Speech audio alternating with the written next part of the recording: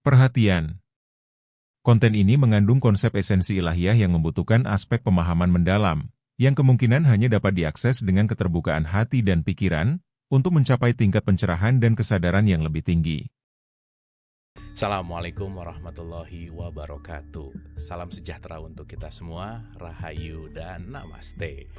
Dan malam hari ini, seperti biasa ya, saya setiap malam menyebut spesial karena memang setiap malam di sini selalu spesial gitu ya. Kita selalu kedatangan pembicara-pembicara yang luar biasa, membuka wawasan kita, membuka kesadaran kita, memberikan banyak cahaya kepada kita yang luar biasa, membuat kita menjadi semakin bersyukur pastinya, dan semakin kita mengerti akan makna dan arti hidup ini. So, malam hari ini kita kedatangan guru kita, Bapak Wayan Mustika, dan malam hari ini topnya sangat menarik sekali, pelunasan hutang karma. So, tidak berpanjang lebar, kita sapa dulu guru kita, Bapak Wayan. Silahkan untuk di-unmute, Pak Wayan. Ya, masih kedengaran suara saya, Kang? Dengan jelas sekali, Pak Wayan. Pak Wayan sehat, apa kabar, Bapak? Alhamdulillah sehat. Sehat. Sehat, alhamdulillah. Sehat. Terima kasih Pak Wayan sudah menyempatkan waktunya untuk hadir lagi, dan kami sangat merindukan sekali wejangan-wejangan dari Bapak. Dan malam hari ini seperti biasa kita siap untuk mendengarkan apa yang hendak disampaikan. Ya, terima kasih. Terima kasih Kang Abu Marlo sudah menyiapkan ruang lagi untuk kita bersama-sama memetik sebuah pelajaran dari kehidupan ini. Saya kemarin meminta Kang Abu untuk memilihkan sebuah lagu Juru Pencar yang sebentar lagi saya mau ungkap maknanya. Jadi pencar itu jaring yang dipakai oleh para nelayan yang kemudian ditebar, dipencar. Jadi dia membentuk lingkaran untuk kemudian menangkap ikan-ikan melalui lubang-lubang yang masuk ke dalam melalui lubang-lubang itu, lubang yang ada pada jaring. Nah, artinya begini, kita ini sesungguhnya datang dari sebuah keesaan, sebuah kecerdasan semesta yang tak terbatas namun tunggal di alam semesta ini, lalu dia menebar kekosongan itu sebagai jiwa-jiwa yang mengisi kehidupan ini. Lalu kita ini diharapkan seperti nyanyian itu. Nyanyiannya begini. Juru pencar, juru pencar. Kita ini adalah orang-orang yang ditugaskan, jiwa-jiwa yang ditugaskan di kehidupan ini untuk menjaring. Jalan jani memencar ngeju ebe. Ebe itu kalau bahasa Bali daging, isi, dan sebagainya. Jadi kita disuruh berangkat ke samudera kehidupan ini untuk menjaring pengetahuan kehidupan, ya. Gede di pasih aja keliu. Jadi di kehidupan ini, di pasih itu samudera. Jadi di samudera kehidupan ini begitu banyak pengetahuan yang bisa kita petik, yang bisa kita jaring untuk kita bawa pulang nanti sebagai jiwa-jiwa, sebagai bahan pembelajaran lagi di tempat dari mana kita berasal, di rumah kita. Jadi kehidupan ini adalah samudera yang penuh dengan ilmu pengetahuan yang mari sama-sama kita petik dalam profesi apapun kita saat ini sedang berada. Nah, itu pesan di awal. Nah, itu luar biasa sekali, Pak. Ya. Itu dengar lagunya aja, dengar pembahasannya ini udah langsung dapat banget. Luar biasa, Pak. Silakan. Nah, untuk bisa menangkap menjaring pengetahuan kehidupan ini, maka kehidupan ini harus kita lakukan isi dengan apa yang disebut sebagai tindakan. Nah, tindakan itulah yang dalam bahasa Sanskerta disebut sebagai karma. Nah, jadi dalam topik pelunasan hutang karma ini ada 3 hal yang kita mesti bahas dulu. 1, pelunasan, bagaimana cara kita melunasi. 2, hutang, kenapa kita punya hutang karma. Lalu 3, karma itu sendiri. Jadi apa makna karma sesungguhnya? Nah, seringkali karma itu dikaitkan dengan karma pala. Jadi dia kena karma, dia kena hukum karma. Padahal yang dimaksud ketika kena itu sebagai sebuah hasil, Itu yang dimaksud barangkali adalah pahala dari karma itu sendiri. Sedangkan karma itu sendiri adalah sebuah tindakan. Apapun bentuk tindakan itu. Nah, sekarang sebelum kita masuk ke teknik pelunasan hutang karma, atau bahkan memahami kenapa kita berhutang karma, kita pahami dulu apa itu karma, lebih mendetail. Mudah-mudahan cukup waktu nanti ini. Pertama, karma adalah tindakan. Tindakan dari apa? Tindakan dari apa? Nah, ini pertanyaan ini harus kita selalu pegang. Karma ini adalah tindakan. Tindakan dari apa? Nah, ini kupasannya panjang. Satu, kita pahami dulu bahwa setiap individu, yaitu kita sendiri, ini ada 5 lapisan tubuh yang kita miliki. Satu yang disebut ini ilmu rahasia yang saya bukakan. Satu, lapisan pertama disebut sebagai lapisan terluar, yaitu Annamaya Kosa. Jadi Annamaya Kosa ini adalah lapisan yang tubuh yang dibentuk oleh makanan. Ya, jadi tubuh fisik ini adalah lapisan Annamaya Kosa, yang dibentuk oleh tubuh fisik. Kemudian lapisan yang kedua lebih dalam lagi adalah disebut sebagai Pranamaya Kosa. Pranamaya Kosa adalah lapisan tubuh energi. Nah, jadi tubuh energi. Jadi ketika kita nanti meninggal, tubuh fisik ini kita tinggalkan dan kita masih membawa tubuh energi itu sendiri.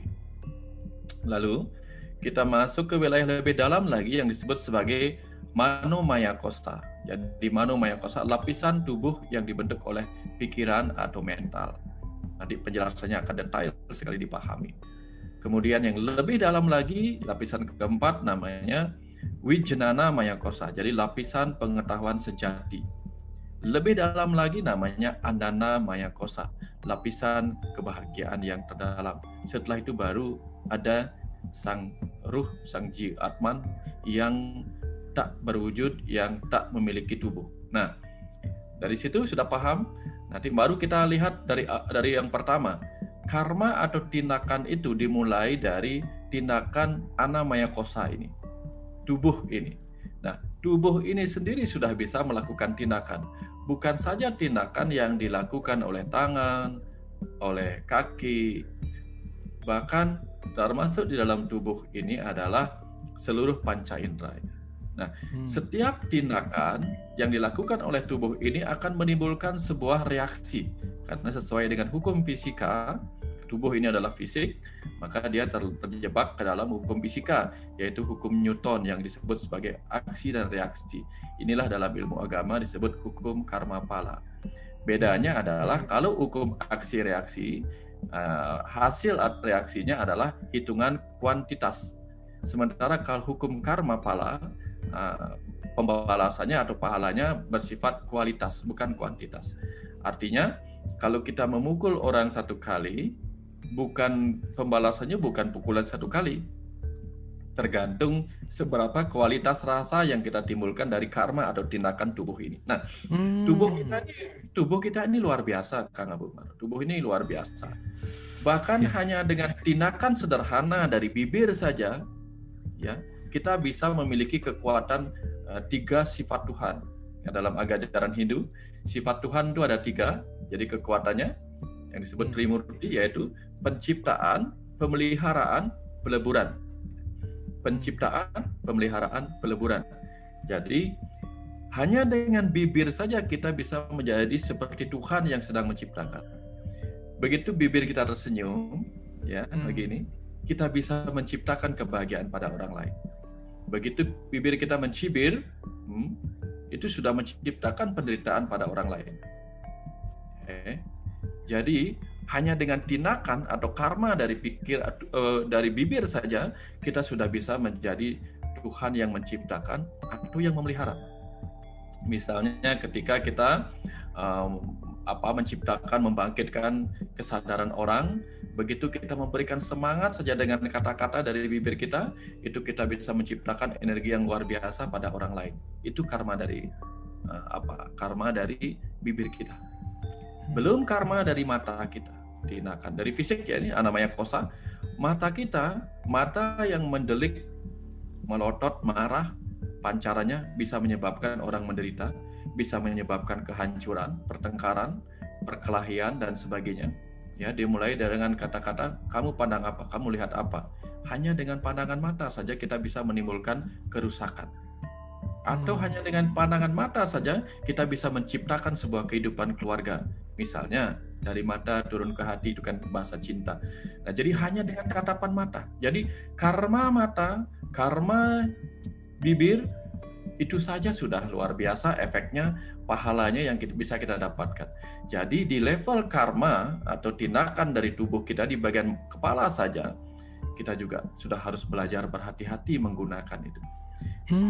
Telinga, belajar mendengar. Ya, belajar mendengar. Salah mendengar sebuah berita, salah mempersepsikan sebuah apa yang didengar, itu bisa menciptakan penderitaan di dalam diri kita, atau bangkitnya sebuah semangat motivasi dalam diri kita, atau yang lainnya. Salah melihat menggunakan karma, tindakan ya, kerja dari mata kita salah memandang yang tidak layak dipandang, maka kita akan terjebak ke dalam apa yang tidak kita inginkan dalam kehidupan kita. Jadi dalam urusan karma, kita harus bisa menggunakan panca indera yang ada di dalam lapisan pertama Pancamaya Kosa, yaitu Annamaya Kosa, tubuh kita ini sendiri. Nah, itu di bagian itu. Itu belum yang ini baru di luar ya, belum yang masuk ya. Belum yang masuk. Begitu bibir kita gunakan untuk menyerap makanan, ya. Tentu saja kita akan menyerap makanan yang datang dari sumber-sumber cinta kasih. Misalnya apa? Kita makan nasi. Nasi berasal dari beras yang awalnya ditanam dengan penuh cinta kasih, penuh semangat, penuh rasa oleh para petani. Mereka menghadapi perjuangan yang berat, menghadapi panas, menghadapi hujan, menghadapi badai dan sebagainya, hanya untuk mendapatkan segenggam nasi yang akan kita makan. Itu cinta kasih dari para petani. Lalu para pedagang menjualnya. Lalu tentu saja kita memasak juga penuh cinta kasih. Tapi begitu bibir kita mengambil makanan itu dengan karma bibir kita, mengunyahnya, lalu berkarmalah tubuh kita di dalam pencernaan kita menghasilkan energi.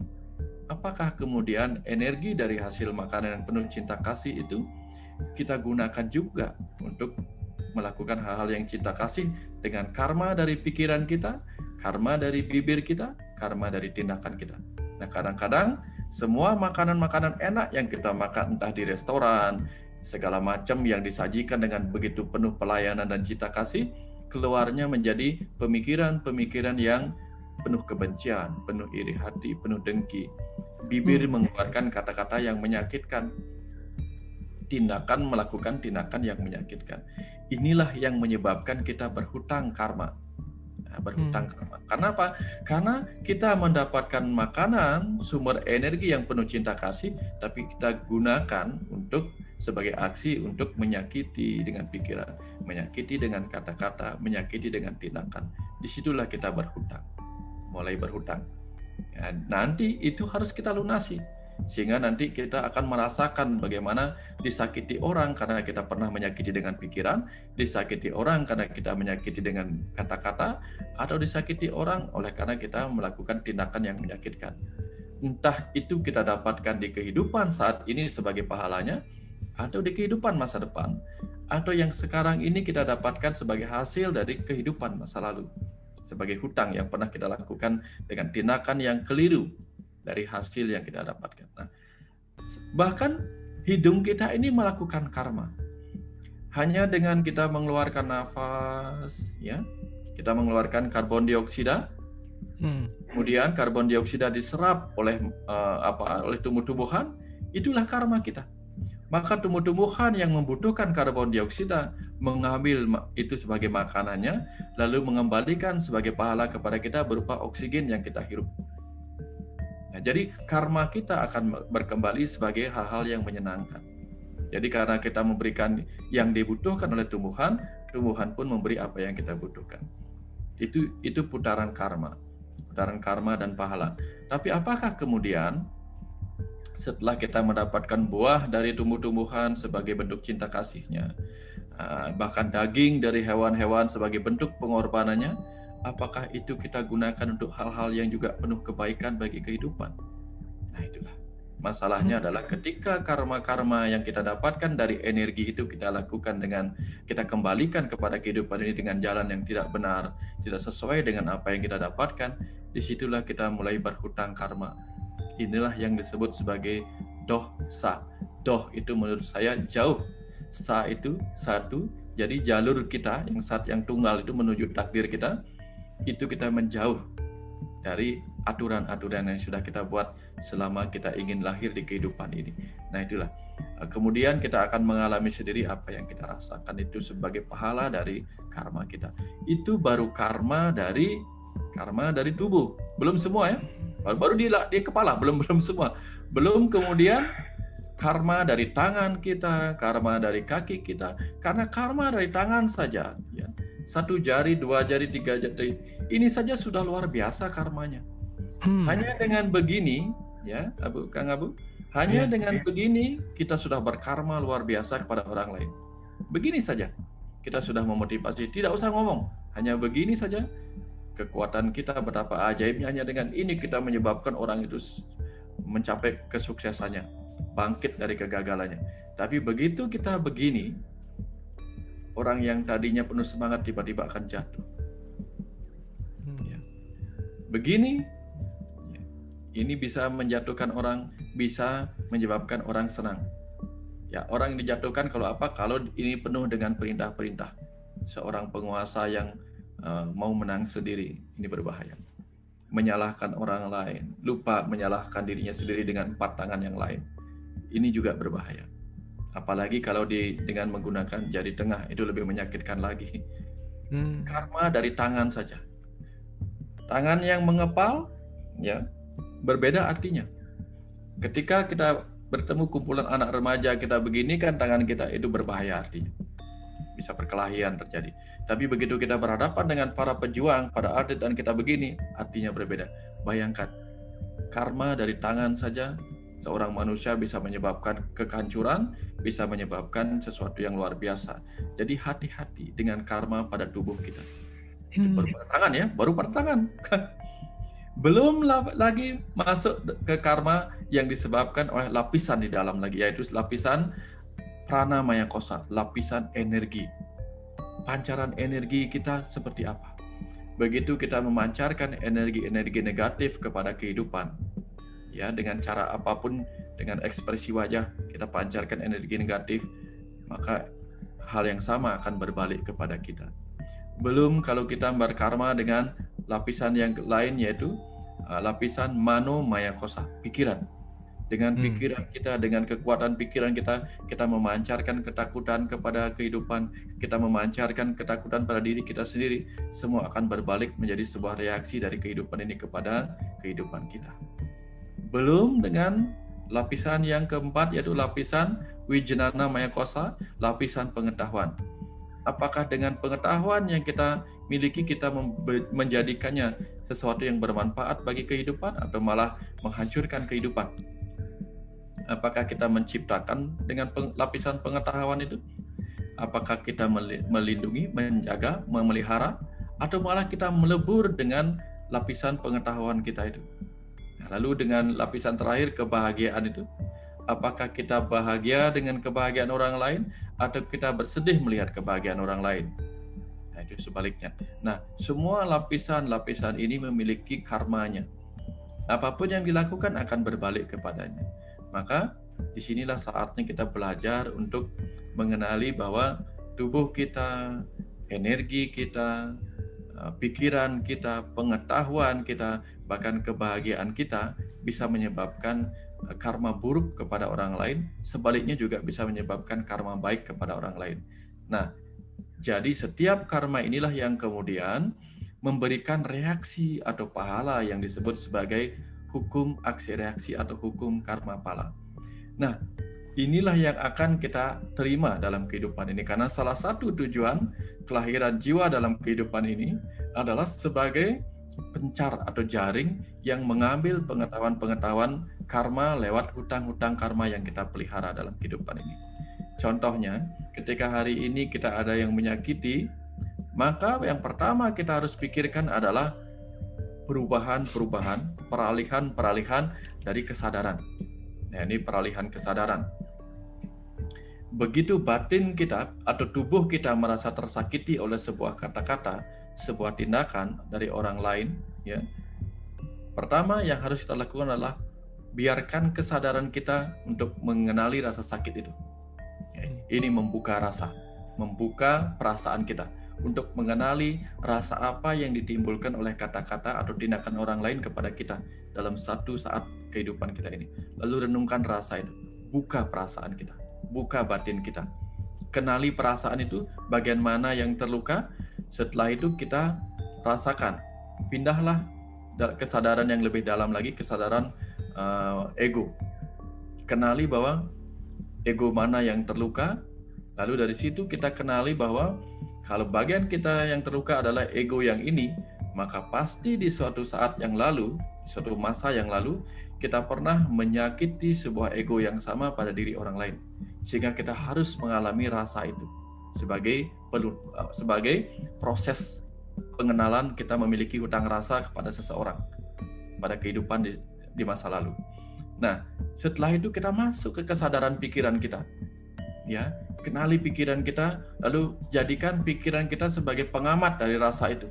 Tidak terlibat secara emosional, hanya mengamati. Lalu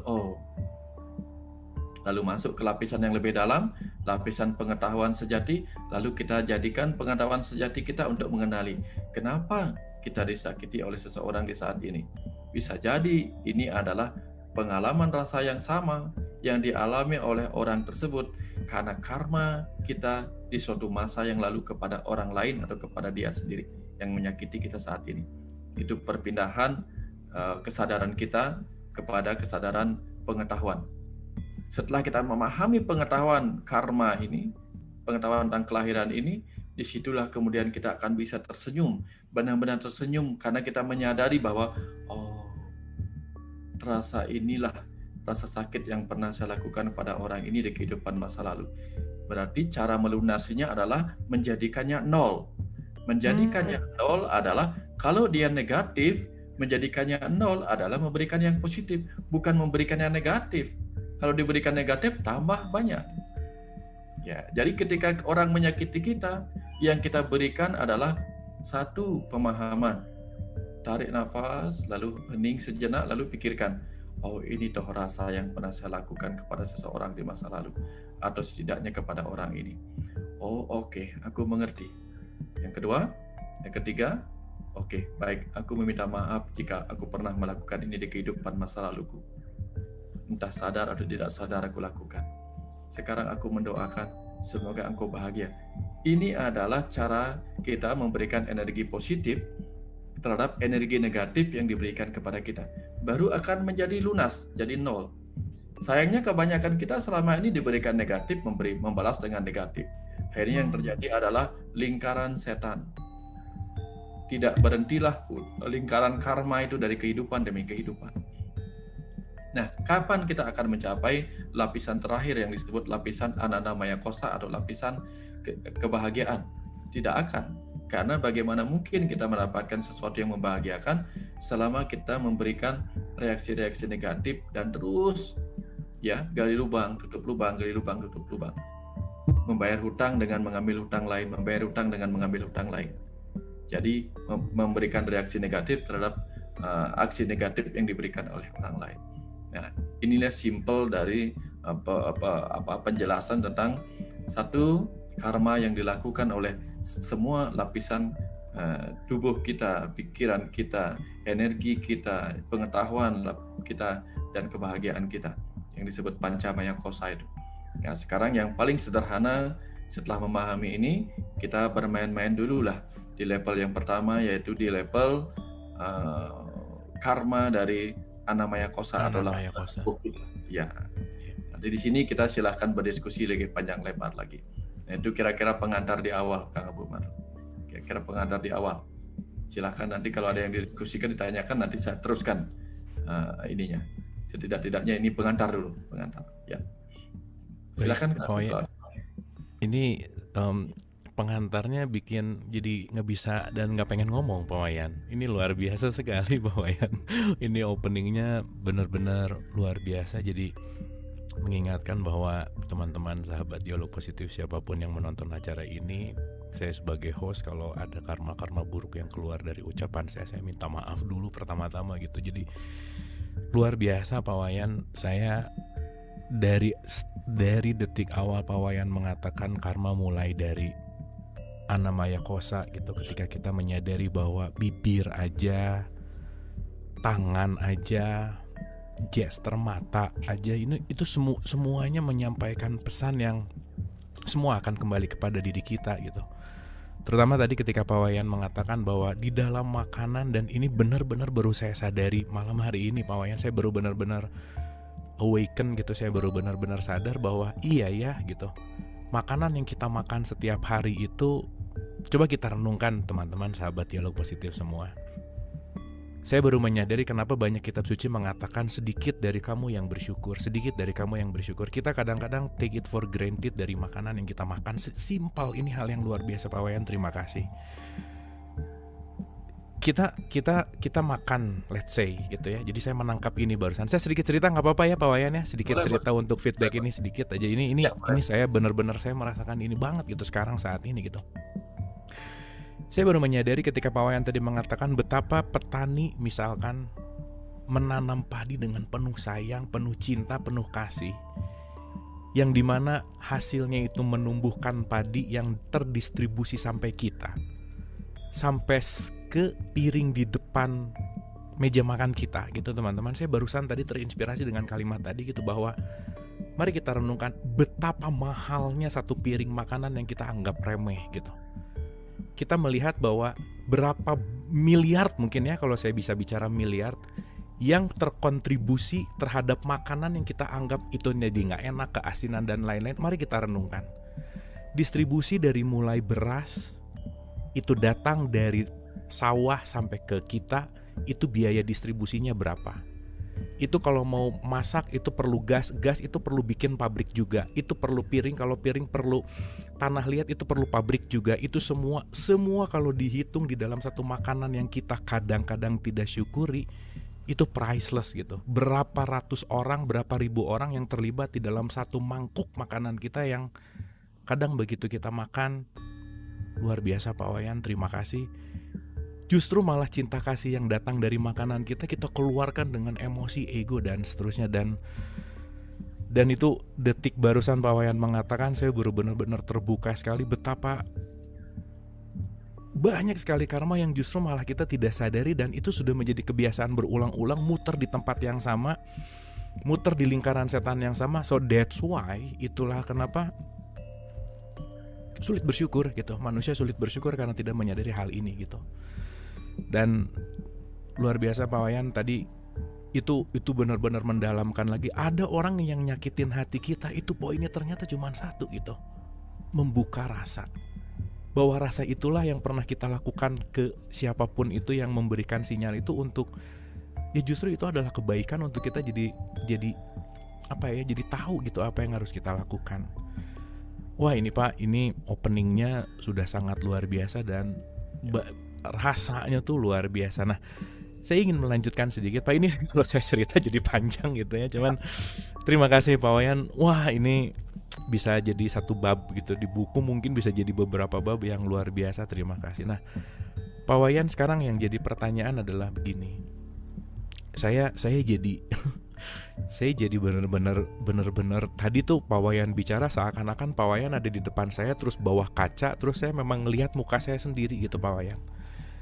Nggak kebayang, saya 125 episode di Zoom yang dialog positif aja belum schedule apa, ini ucapan yang keluar ini akan menjadi karma juga gitu. Saya nggak kebayang ada yang mungkin tidak disengaja keluar untuk menyakiti orang lain dan seterusnya gitu Pak. Dan itu akan berbalik kepada saya gitu. Nah yang jadi pertanyaan Pak Wayan, gimana untuk fix karma ini? Gimana untuk memperbaiki karma ini sebetulnya Pak Wayan? Ya, oke. Sebelum masuk ke wilayah itu, kemudian saya mengingatkan kembali satu hal. Putri Cening Ayu, seorang ibu menyanyi kepada anaknya. Ngijeng Cening Juma, tinggallah kamu di rumah anakku. Meme luas malu. Ibu mau ke pasar lebih dulu. Ke pekan membelanja, apang ada darah nasi.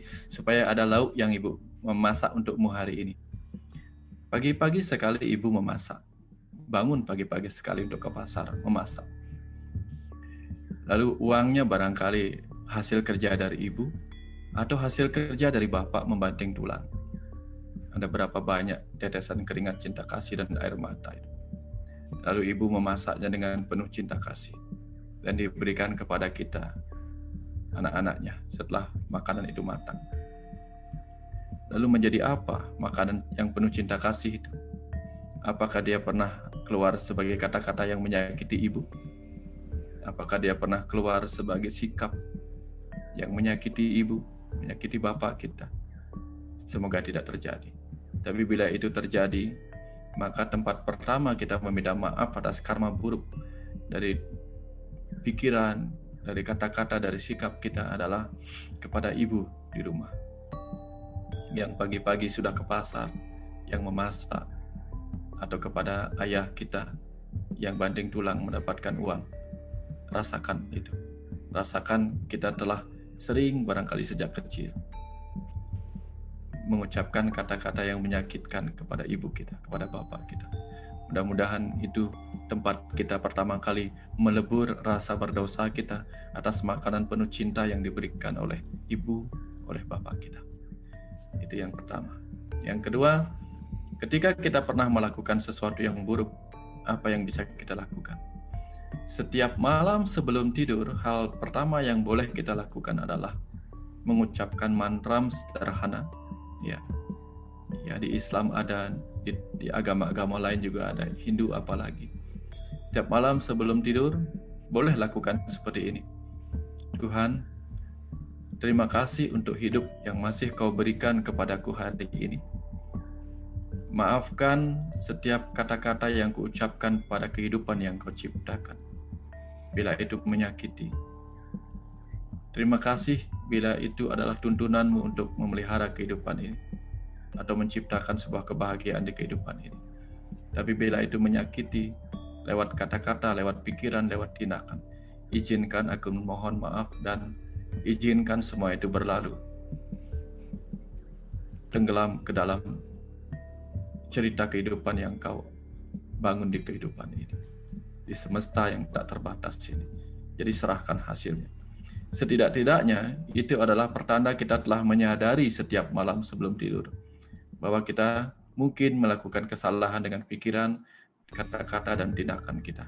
Dengan cara itu biarlah Sang Maha Pelebur itu sendiri menyerapnya, mengambil hasil dari setiap tindakan kita. Karena betapapun juga dengan pikiran kita yang berasal dari kecerdasan, dengan energi yang kita gunakan untuk mengucapkan atau melakukan tindakan, sesungguhnya kecerdasan semesta, energi semesta, materi semesta yang ada sebagai tubuh kita adalah miliknya yang sedang kita gunakan hari ini. Maka biarlah kembali kecerdasan, energi, dan materi tubuh yang kita gunakan ini kita kembalikan hasilnya kepada beliau. Tetapi kita kembalikan dengan penuh kesadaran bahwa jika itu kesalahan, maka berasal dari kehilapan kita. Tapi jika itu kebenaran, semua adalah kembali kepada miliknya.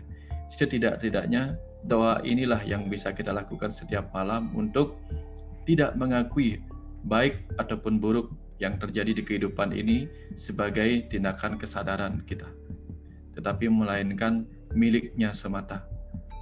Jika itu salah, itu adalah kehilapan kita menggunakan miliknya.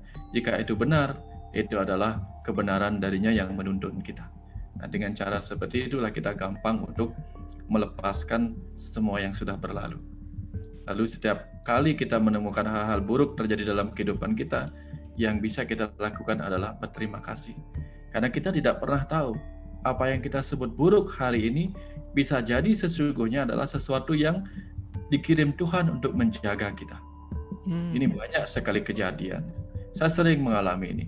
Ketika saya mau berangkat ke tempat kerja, ke masa kuliah dulu, ketika saya berdoa, Tuhan, lindungi saya dalam perjalanan hari ini. Tiba-tiba ban motor kempes tertusuk paku. Apakah saya marah? Tidak. selama masa kuliah saya sering mengalami itu, saya tidak marah, tapi berkata, terima kasih Tuhan, motorku hari ini kempes, sehingga aku tidak tiba di tempat di mana aku mungkin mengalami hal buruk. Hanya gara-gara aku harus menyisihkan ruang dan waktuku ke tempat di mana aku harus memperbaiki ini. Jika lancar perjalananku, bisa jadi terjadi sesuatu. Nah, dalam hal seperti itu pun kita bisa bersyukur, Kang Abu. Jadi bagaimana mungkin kita bisa menemukan hal buruk dalam kehidupan kita? Kira-kira seperti itu, Kang Abu.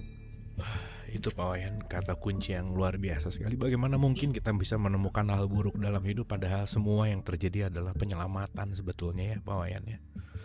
Wah, itu luar biasa Pak, terima kasih. Nah, ini yang menarik Pak, ketika tadi berbicara tentang dari Annamaya Kosa sampai akhirnya adalah masuk ke Anandamaya Kosa gitu. Dalam perjalanannya Pak, setiap manusia tuh pasti melalui tahapan 5 ini, atau ada yang langsung atau ada yang gimana? Apakah setiap manusia punya patternnya masing-masing, atau pasti akan mengalami fase-fase itu Pak kira-kira? Ya, secara alami kita akan mengalami semua fase itu. Pertama, ketika pertama kali ya, sama seperti pertama kali kita naik mobil ya. Kita naik mobil, tentu kita mempelajari bagian apanya dulu, kemudian kita mempelajari bagian apanya. Nah, ketika kita masuk ke dalam tubuh manusia sebagai kendaraan ini, pertama kita akan belajar menggunakan tubuh ini. Belum menggunakan lapisan energi kita, belum menggunakan lapisan pikiran kita, belum menggunakan lapisan pengetahuan kita. Nah, karena apa? Di level belajar menggunakan lapisan tubuh ini saja sudah luar biasa. Paling sederhana ya, sudah berapa lama sejak kita lahir sampai hari ini kita belajar menggunakan bibir kita untuk kapan tersenyum, kapan terus begini. Bagaimana kita menggunakan mata kita, bagaimana kita menggunakan telinga kita, itu saja belum sepenuhnya kita pelajari. Nanti kalau kita sudah masuk ke wilayah energi, kita tahu bagaimana kita menggunakan energi kita. Ya seperti tadi itu, energi yang kita dapatkan dari makanan, ya, matahari begitu penuh cinta kasih memancarkan energinya yang diubah menjadi makanan di kehidupan ini. Kemudian makanan itu kita jadikan energi. Ya, apakah dari cahaya matahari yang terang, ya, dari cahaya matahari yang terang terserap oleh tumbuh-tumbuhan menjadi padi, menjadi segala macam bentuk makanan dan tumbuh-tumbuhan. Lalu apakah setelah kita makan, energi itu kita ubah kembali menjadi terang? Sayangnya kebanyakan energi itu kita ubah menjadi kegelapan ego. Ya, kalau sekarang Kang Abu Marlum sudah berhasil mengubahnya kembali menjadi cahaya terang pengetahuan, lalu membaginya. Jadi memberi terang kepada orang yang sedang gelap kehidupannya, gelap oleh penderitaan, oleh sakit, oleh kemiskinan dan sebagainya. Itu adalah orang-orang yang mampu mengubah energi yang dimasukkan ke dalam dirinya kembali menjadi energi terang yang menerangi gelapnya penderitaan orang lain. Tapi begitu kita masih sering mengeluarkan hal-hal yang menambah gelap ego orang lain atau memancing kegelapan ego orang lain, maka kita sedang mengubah energi terang matahari menjadi energi gelap kepada kehidupan. Nah, itu saja sudah perenungan yang lumayan banyak kalau kita renungkan dari sejak kita pernah mengalami kesadaran sampai hari ini. Coba nanti renungkan di rumah, berapa banyak sudah energi-energi terang itu kita ubah menjadi energi gelap kehidupan. Syukur-syukur seperti Kang Abu sudah mulai banyak melakukan, mungkin sudah sering mengubah kembali energi cahaya menjadi cahaya, bukan menjadi energi kegelapan. Tapi coba renungkan, mungkin masih banyak di antara kita seperti saya juga sering melepaskannya menjadi energi kegelapan. Itu contoh. Pak Wayan, ini super sekali Pak Wayan, yang apa ya, membuat kita jadi selalu waspada gitu Pak. Ketika kita menyadari hal ini, tidak ada apapun yang terjadi dalam hidup itu yang tidak bermakna, yang intinya adalah cahaya dan kasih sayang gitu Pak. Jadi luar biasa sih, saya jadi menyadari tentang kalimat, let's say saya ngambil dari dalam kitab suci, let's say Quran mengatakan zulmatin ilan nur gitu, dari gelap menjadi cahaya. Barusan Pak Wayan mengatakan, iya ya, yang semua kita makan sumber energinya datang dari matahari, datang ke kita, dengan cahaya itu, apakah kita mengembalikan kembali menjadi cahaya itu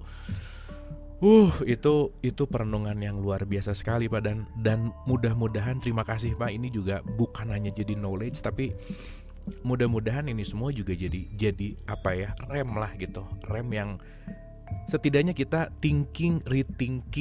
rethinking lagi sebelum kita mengucapkan, sebelum kita bertindak, karena saya sangat gimana ya, udah bukan setuju lagi, karena ini sudah diyakini dan sudah dialami, apa yang keluar itu pasti akan kembali gitu. Nah, terima kasih juga Pak tadi ketika mengatakan bahwa kita lagi belajar nyetir kendaraan ini. Iya ya, baru disadari juga ini tuh kendaraan yang kita baru belajar nyetir, yang masih banyak nabrak-nabrak, yang ya dalam kehidupan sekarang sampai saat ini sudahkah kita bisa menyetir si kendaraan ini. Nah, kembali kepada 5 lapisan tadi Pak. Ketika di dalam konteks biological, let's say mata, bibir, dan seterusnya, itu pun memiliki karma, dan itu sangat membantu saya pribadi, dan saya rasa teman-teman yang ada di sini juga, semua yang menyaksikan ini juga, saya rasa kita mendapatkan rasa yang sama gitu ya, betapa bersyukur dan betapa ada sesuatu yang sangat ke dalam diri kita tuh, ada sesuatu deh saya rasa, dan susah diceritain lah gitu, pasti ada rasanya. Nah,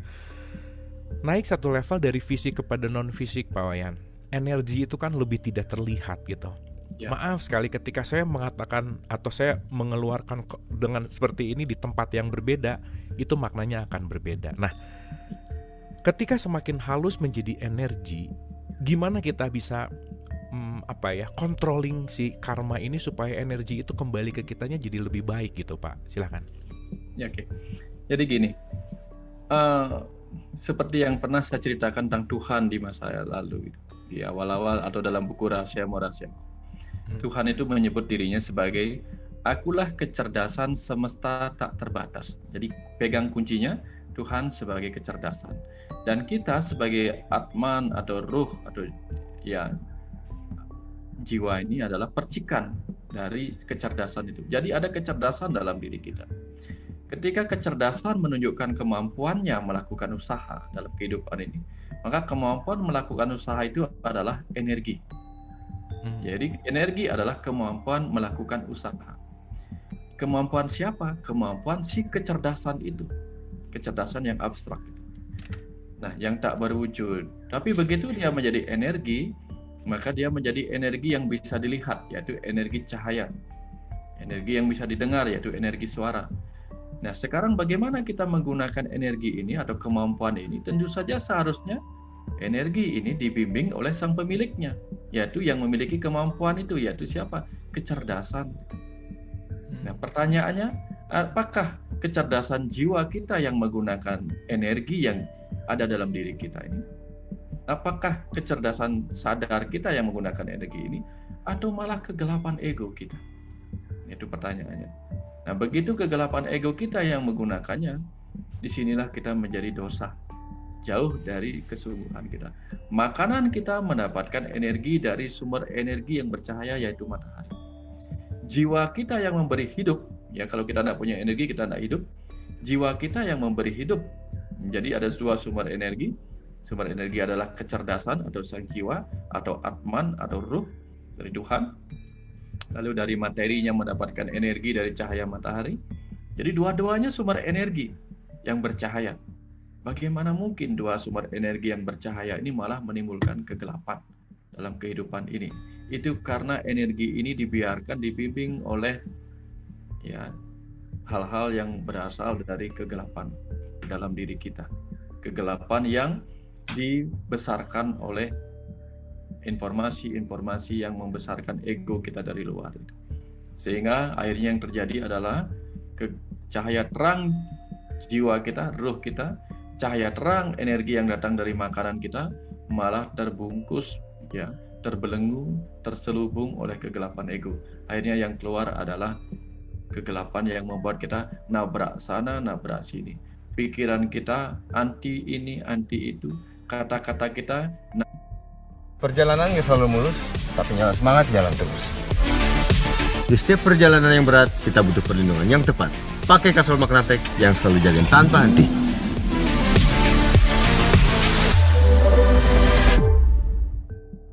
Nah, nabrak sini, nabrak sana.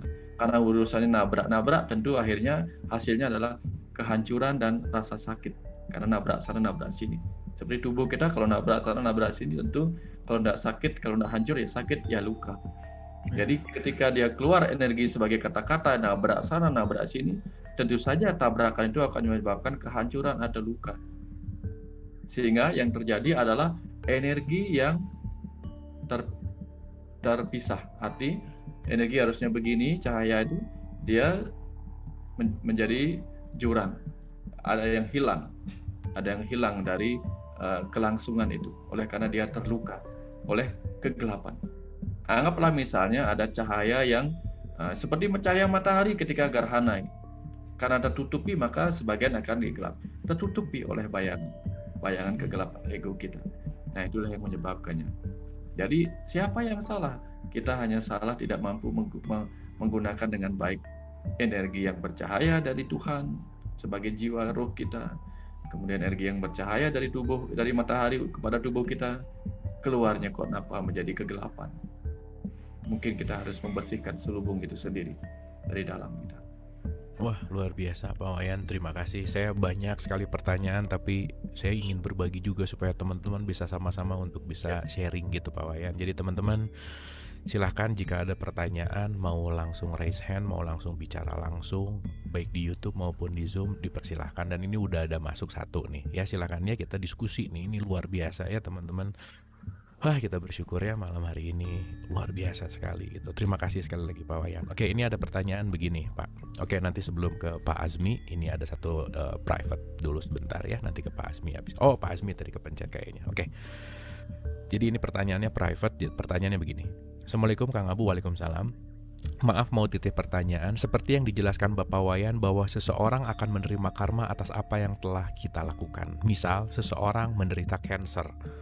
Bagaimana mekanisme penjelasannya seseorang yang menderita sakit dari sisi karma, dan bagaimana sebaiknya menghindari karma yang berupa sakit ini? Terima kasih. Silakan Pak. Baik, terima kasih banyak. Jadi begini, tubuh kita itu dipenuhi oleh kecerdasan yang luar biasa. Setiap sel tubuh kita itu memiliki DNA yang tersusun dari 5 jenis atom yang membentuk rantai DNA yang sedemikian cerdasnya luar biasa. Di seluruh tubuh kita DNA-nya sama, tapi cerdasnya luar biasa. Kalau kita cabut bulu alis, dia tidak akan tumbuh sepanjang bulu rambut kita.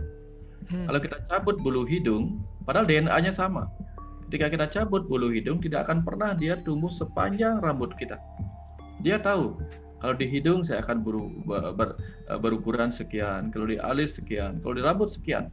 Bayangkan kalau rambut kita digunting kemudian dia hanya tumbuh sepanjang atau sepanjang bulu hidung, semua orang akan pendek-pendek. DNA yang sama, kecerdasannya luar biasa. Jadi seluruh sel tubuh kita memiliki kecerdasan yang luar biasa. Dan dia akan bekerja dengan kecerdasannya yang luar biasa itu untuk memelihara dan menciptakan sel-sel baru yang sesuai dengan yang dibutuhkan. Tapi apa yang kemudian dilakukan sebagai karma oleh pikiran kita? Kadang kita mengganggu. Kenapa? Karena pikiran kita adalah penguasa dari seluruh sel-sel tubuh kita. Pikiran kita disebut dalam ilmu mitologi sebagai Prajapati, penguasa. Jadi presiden alam semesta kecil ini adalah pikiran kita. Begitu pikiran kita memerintahkan, kamu sakit, kamu sakit, kamu sakit, kita akan sakit. Ketika kita terus-menerus memberikan kepada kecerdasan, namanya sel-sel tubuh kita cerdas, memberikan dia stresor, kamu tidak berguna, kamu tidak berguna. Kamu ini sebentar lagi akan mati, kamu ini tidak ada gunanya, dan sebagainya. Setiap sel tubuh mengalami stresornya. Tubuh pun akan, setiap sel tubuh yang mengalami stres itu kemudian akan melakukan reaksinya. Entah dia melemahkan dirinya, entah kemudian dia tumbuh sebagai berlebihan, sel-sel yang tumbuh berlebihan, sebagai sel kanker dan sebagainya. Kenapa? Karena dia menerima stresor-stresor yang diberikan oleh pikiran kita sendiri.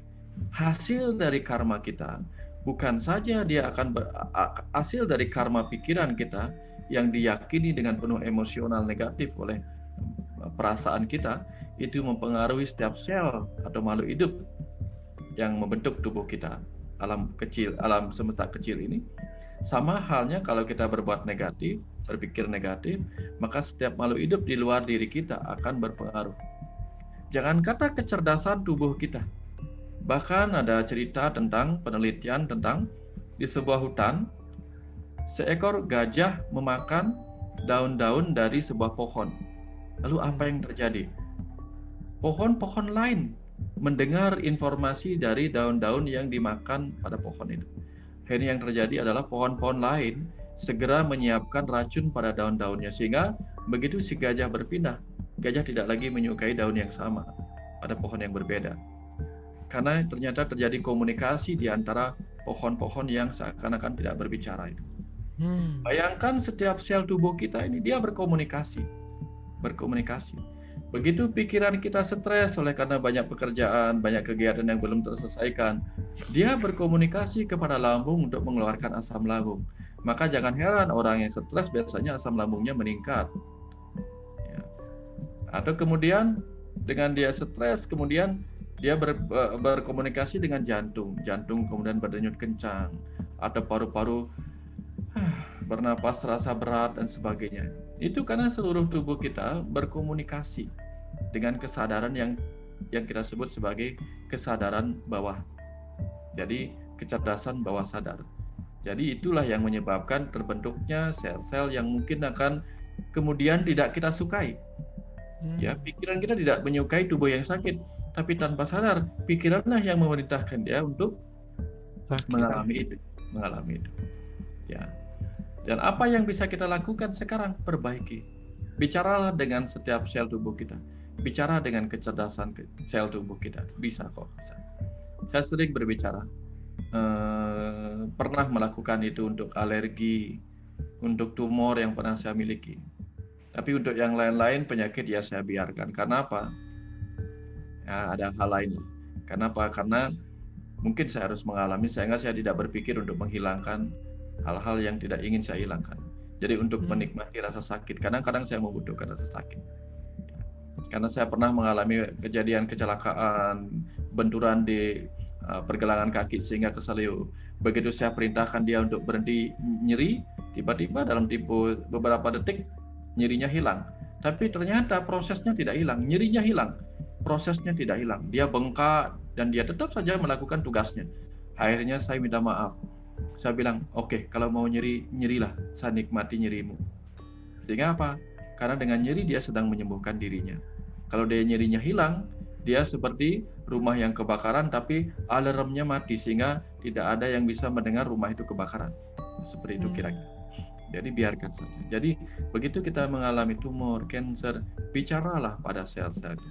Mungkin dulu kita menyakitinya dengan emosi-emosi negatif, dengan banyak stresor. Sekarang baliklah.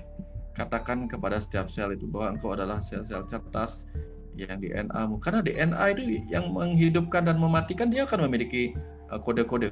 Yang menghidupkan, yang mematikan itu adalah pikiran kita. Begitu pikiran kita banyak stres, kita menghidupkan yang ini, sehingga terjadilah pembelahan-pembelahan sel yang menyebabkan dia menjadi sel-sel tumor dan sebagainya. Padahal dia memiliki kealamian. Nah, itu yang sebagian.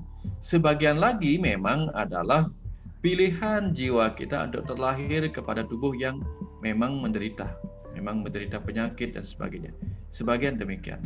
Kenapa? Karena dulu mungkin kita belum pernah memiliki tubuh yang kita hargai. Karena memiliki, bayangkan misalnya, kalau kita suka memiliki mobil yang bagus, orang tua kita kaya raya, dan kita ingin beli mobil, mungkin dibelikan mobil yang bagus. Tapi begitu kita tidak bisa memelihara mobil yang bagus itu, kemudian baru saja dibelikan Mercy yang bagus, kita tabrakkan sana, tabrakkan sini, hancur lebur. Mungkin ketika kita butuh mobil lagi, orang tua kita akan memberikan mobil kita second, rongsokan, dan sebagainya. Sama. Begitu hari ini kita mendapatkan tubuh yang bagus, yang seharusnya energinya penuh cinta kasih, kita dapatkan dari luar. Jiwanya penuh cinta kasih, tapi kita gunakan untuk hal-hal yang menyakitkan dan penuh kegelapan. Suatu ketika nanti di alam neraka, alam neraka itu adalah di sini, alam nara ika, alam manusia itu, nara itu manusia. Alam manusia itulah kita akan mendapatkan lagi kendaraan lain yang tidak lagi sesuai dengan yang kita inginkan di masa lalu.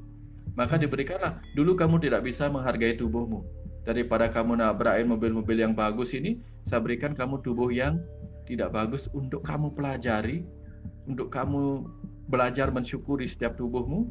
Nah, nanti begitu kita sekarang bisa mensyukuri itu, kelak kamu akan saya berikan tubuh yang lebih bagus lagi untuk kebutuhanmu lain.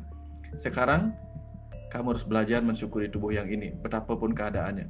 Maka ketika kita bisa mensyukuri tubuh yang bahkan kita sebut cacat ini, kita lihat banyak sekali. Ada Nick Vujicic, ada siapa lagi itu yang bisa memainkan gitar tanpa tangan, dia menggunakan kakinya main gitar. Disitulah keajaiban terjadi. Disitulah kecerdasan luar biasa memberikan kepada kita pesan bahwa bahkan jika tubuh yang kamu sebut cacat pun kamu gunakan dengan baik, kamu bisa mendapatkan manfaat yang luar biasa. Apalagi sekarang dengan tubuh yang seganteng Kang Abu Marlo misalnya itu, ayo gunakan dengan penuh manfaat kepada ini. Jadilah khalifah. Jadikan tubuh ini khalifah ya. Jadilah tubuhmu ini kerajaan yang rahmatan lil alamin, memberi berkah bagi hidupmu, memberi berkah bagi kehidupan orang lain. Itulah sarannya. Sebelum nanti kita diberikan tubuh yang tidak sesuai untuk yang kita butuhkan di kehidupan berikutnya. Jadi belajar dari sekarang menghargai setiap sel tubuh kita, kasih sayang kepada setiap sel tubuh kita, supaya nanti kita diberikan yang lebih bagus lagi lah. Nah, seperti misalnya kalau kita diberikan oleh orang tua kita gadget atau alat apapun yang kita bisa rawat dengan baik, itu nanti akan diberikan yang lebih baik sesuai dengan peningkatan kecerdasan dan kemampuan kita. Jadi ruh kita semakin matang nanti akan diberikan tubuh yang lebih bagus, yang lebih mampu mengikuti kematangan ruh kita ketika terlahir kembali dalam kehidupan berikutnya. Tapi begitu ruh kita tidak mampu menggunakan tubuh ini, tidak bisa menggunakan lapisan pikirannya, lapisan energinya, siap-siap di kehidupan berikutnya kita akan mendapatkan tubuh yang belum tentu kita inginkan. Nah, tapi kembali seperti tadi, begitu dengan kesadaran kita bisa bersyukur, bahkan tubuh yang kita sebut cacat pun akan luar biasa ininya. Nah, jadi pada banyak keadaan kita temui orang-orang dengan tubuh yang cacat justru mengagumkan sekali karya-karyanya, mengagumkan sekali caranya menghadapi kehidupan, karena mungkin mereka sesungguhnya adalah ruh matang yang diam dalam tubuh cacat, tetapi untuk mengajari orang-orang yang sedang berada dalam penderitaan di tubuh yang cacat. Kira-kira seperti itu Kang Bumar. Wah, itu kalimat terakhir luar biasa sekali Pak. Boleh jadi itu adalah ruh matang yang disimpan di tubuh yang cacat untuk memberikan pelajaran kepada orang yang belum mengerti gitu ya Pak ya. Ya. Itu luar biasa. Saya jadi ada satu terbersit Pak. Sejatinya kita tuh dalam tanda petik ya Pak, ini nggak tahu sih, kepikiran tadi Bapak bicara bahwa sebetulnya kita tuh banyak sekali menjahati diri sendiri sebetulnya ya Pak ya. Kita tuh banyak sekali bahasa, kalau dalam bahasa Arabnya disebut zolim gitu, menyakiti diri lagi. In a sense kita dalam tanda petik melakukan apapun yang di luar tadi sel yang seharusnya terjadi dengan baik, pikiran kita malah jadi blokir dan seterusnya. Kira-kira seperti itu nggak Pak? Iya betul, banyak sekali. Kenapa kita sering menyakiti diri sendiri? Karena itu adalah mekanisme pembelaan ego kita. Jadi dalam mekanisme pembelaan ego itu prosesnya sejak kecil itu begini.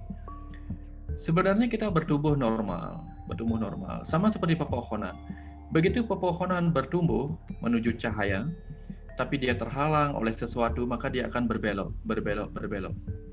Nah, ada mekanisme pembelaan dia untuk tetap menuju cahaya. Nah, diri kita ya sebagai manusia ini pun seringkali mengalami hambatan-hambatan. Contohnya, ketika kita bertumbuh di masa kecil, kadang-kadang kita dihambat untuk menemukan jawaban oleh orang tua kita. Ketika misalnya di agama kita menanyakan Tuhan itu siapa, Tuhan itu apa, kita dimarahin, kamu jangan nanya-nanya itu, nggak boleh nanya-nanya tentang siapa Tuhan, nanti kamu kehilangan keyakinanmu kepada Tuhan. Akhirnya yang terjadi adalah kita memendam rasa sakit oleh karena ada kesenjangan antara pencarian kita dengan jawaban yang kita butuhkan. Apapun bentuk rasa sakit yang kita dapatkan itu akan membuat kita bereaksi secara ego sebagai mekanisme pembelaan. Karena begitu pikiran kita merasakan luka, merasakan luka yang kita sebut sebagai perasaan tersakiti, seketika ego kita akan bereaksi untuk menyelamatkan diri. Entah reaksi dalam bentuk fight atau melawan, atau flight, melarikan diri. Yang melawan misalnya akan berusaha untuk menyakiti balik yang menyakitinya. Tapi ketika dia ingin menyakiti orang yang menyakitinya, ternyata orang itu lebih besar, lebih berkuasa, lebih punya otoritas, maka kita akan berbalik menyakiti lingkungan.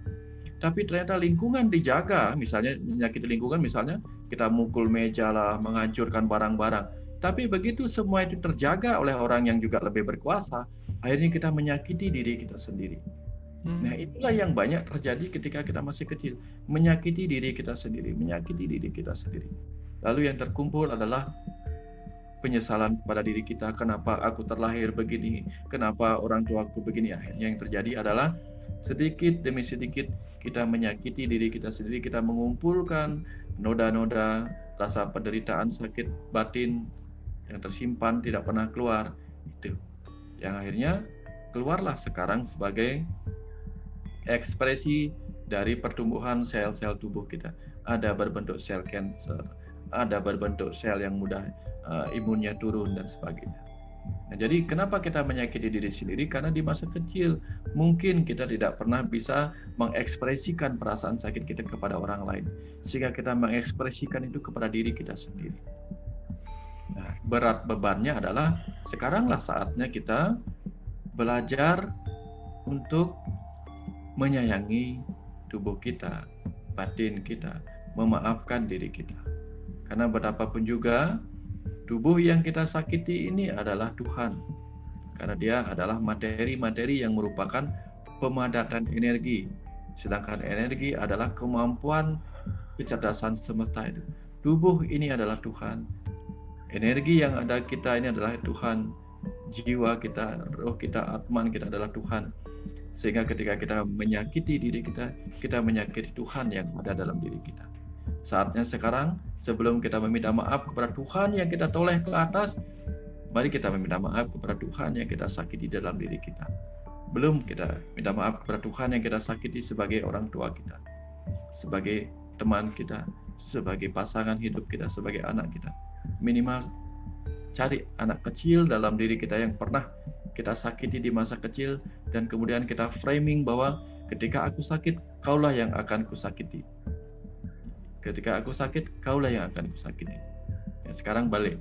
Ketika aku tersakiti, maka aku akan melepaskan rasa sakit itu kepada alam yang lebih besar. Karena apa? Karena alam yang lebih besar tidak akan pernah tersakiti oleh rasa sakit kita, karena dia menyerap dengan cinta kasihnya. Nah, seperti itu. Kira-kira seperti itu, Kak. Ya. Luar biasa Pak Wayan, luar biasa, terima kasih. Tadi berkaitan sama orang tua Pak Wayan, ini banyak sekali pertanyaan, jadi saya rangkum gitu ya. Jadi ini pertanyaannya banyak dari orang, dari YouTube juga ada, dari yang di chat juga ada. Jadi pertanyaannya kurang lebih begini Pak Wayan. Bagaimana kalau posisinya terbalik? Bukankah banyak orang tua yang menyakiti anak, sedangkan orang tua sendiri tidak pernah sama sekali meminta maaf atau sadar jika dia sudah menyakiti anaknya? Nah, bagaimana karma orang tua itu? Apakah juga itu menjadi karma seorang anaknya, atau untuk anaknya atau keturunannya? Kira-kira itu rangkuman dari semua pertanyaan tentang hubungan antara orang tua sama anak. Silahkan Pak Wayan. Baik. Bayangkan kita balik situasinya. Bayangkan sekarang kita adalah orang tua yang keras kepada anak, suka menyakiti anak, suka berkata-kata kasar kepada anak. Pokoknya kita orang tua yang tidak benar kepada anak kita. Nah, untuk merasakan apa yang dialami oleh anak kita, untuk mengalami rasa seperti apa yang dirasakan oleh anak kita, oleh perlakuan kita sebagai orang tua, kira-kira caranya bagaimana? Tentu saja caranya mengalami itu adalah dengan menjadi suatu ketika menjadi anak yang disakiti oleh orang tua. Betul. Hanya itu satu-satunya cara. Karena untuk sampai di tingkat empati, untuk mengalami rasa seperti yang dirasakan orang lain, kita harus mengambil posisi. Ya, mengambil posisi yang sama. Sebagaimana posisi yang pernah kita berikan karma yang buruk itu. Nah, pertanyaannya adalah apa? Ketika kita sekarang atau pernah menjadi seorang anak yang disakiti oleh orang tua kita, pelajarannya adalah renungkan. Mungkin dulu kita pernah menjadi orang tua yang menyakiti anak, sehingga sekarang kita menjadi anak yang disakiti orang tua. Ya, begitu. Tapi seandainya kita sekarang adalah orang tua yang pernah melakukan itu kepada anak kita, ya, saatnya sekarang yang sudah masuk ke level kesadaran ini, setidak-tidaknya belajar kesadaran ini, untuk segera meminta maaf kepada sang anak. Minta maaf. Untuk apa? Supaya kelak kita tidak akan mengalami kembali hal yang sama. Karena kita tidak pernah tahu apakah hutang karma ini kita bayar lunas atau justru kita bayar berlebihan sehingga nanti harus kita terima lagi sebagai balasan dari hutang karma yang pernah kita lakukan di masa sekarang. Jadi alih-alih kita mengajari anak kita untuk merasakan apa yang kita rasakan, yang dirasakan seseorang di masa lalu oleh perlakuannya saat menjadi orang tua, ternyata kita melakukan berlebihan. Nah, jadi cara memutus hutang karma adalah kalau kita adalah anak yang pernah disakiti oleh orang tua, saatnya sekarang memahami itu. Ambil kesadaran kita sebagai anak. Lalu ambil kesadaran kita sebagai orang tua di masa lalu. Ini kesadaran ruh, ya. Ambil kesadaran ruh ketika mungkin kita sebagai ruh yang lahir sebagai orang tua seorang anak di masa lalu. Ambil di situ, kemudian kita minta maaf. Oh, mungkin aku pernah menyakiti seorang anak di masa lalu, sehingga sekarang aku disakiti sebagai seorang anak. Jadi, baiklah, aku maafkan diriku yang pernah menyakiti seseorang di masa lalu sebagai anakku, dan sekarang aku pun minta maaf sebagai anak yang pernah disakiti. Nah, lalu kemudian kita berhenti mendoakan hal buruk kepada orang tua yang menyakiti kita. Itu pelunasannya bagi anak yang pernah disakiti di saat sekarang. Kalau kita adalah orang tua yang sedang pernah menyakiti anak-anak kita di masa lalu, saatnya sekarang yang belajar di sini, yang belajar ya, saya bilang yang belajar. Kalau dia belum belajar, maka belum saatnya dia mengalami itu. Kalau sudah ada bergabung di sini, maka dia adalah orang-orang yang memang dikirim untuk mengalami lompatan kesadaran itu. Saatnya sekarang, mungkin kita pernah, pastilah sebagai orang tua kita pernah melakukan hal buruk pada anak kita dengan kata-kata dan sebagainya. Duduk sejenak merenung, kalau anaknya masih kecil, masih bayi atau masih remaja dan sebagainya, boleh temui dia malam-malam, sampaikan permintaan maaf. Karena apa? Permintaan maaf kita akan melepaskan seluruh nasib buruk yang kemungkinan terjadi di masa depannya. Karena mungkin kita telah memframing hal buruk kepadanya. Misalnya, kita pernah mengatakan kepada anak kita, kamu ini tidak pernah belajar. Suatu ketika kamu tidak akan pernah berhasil.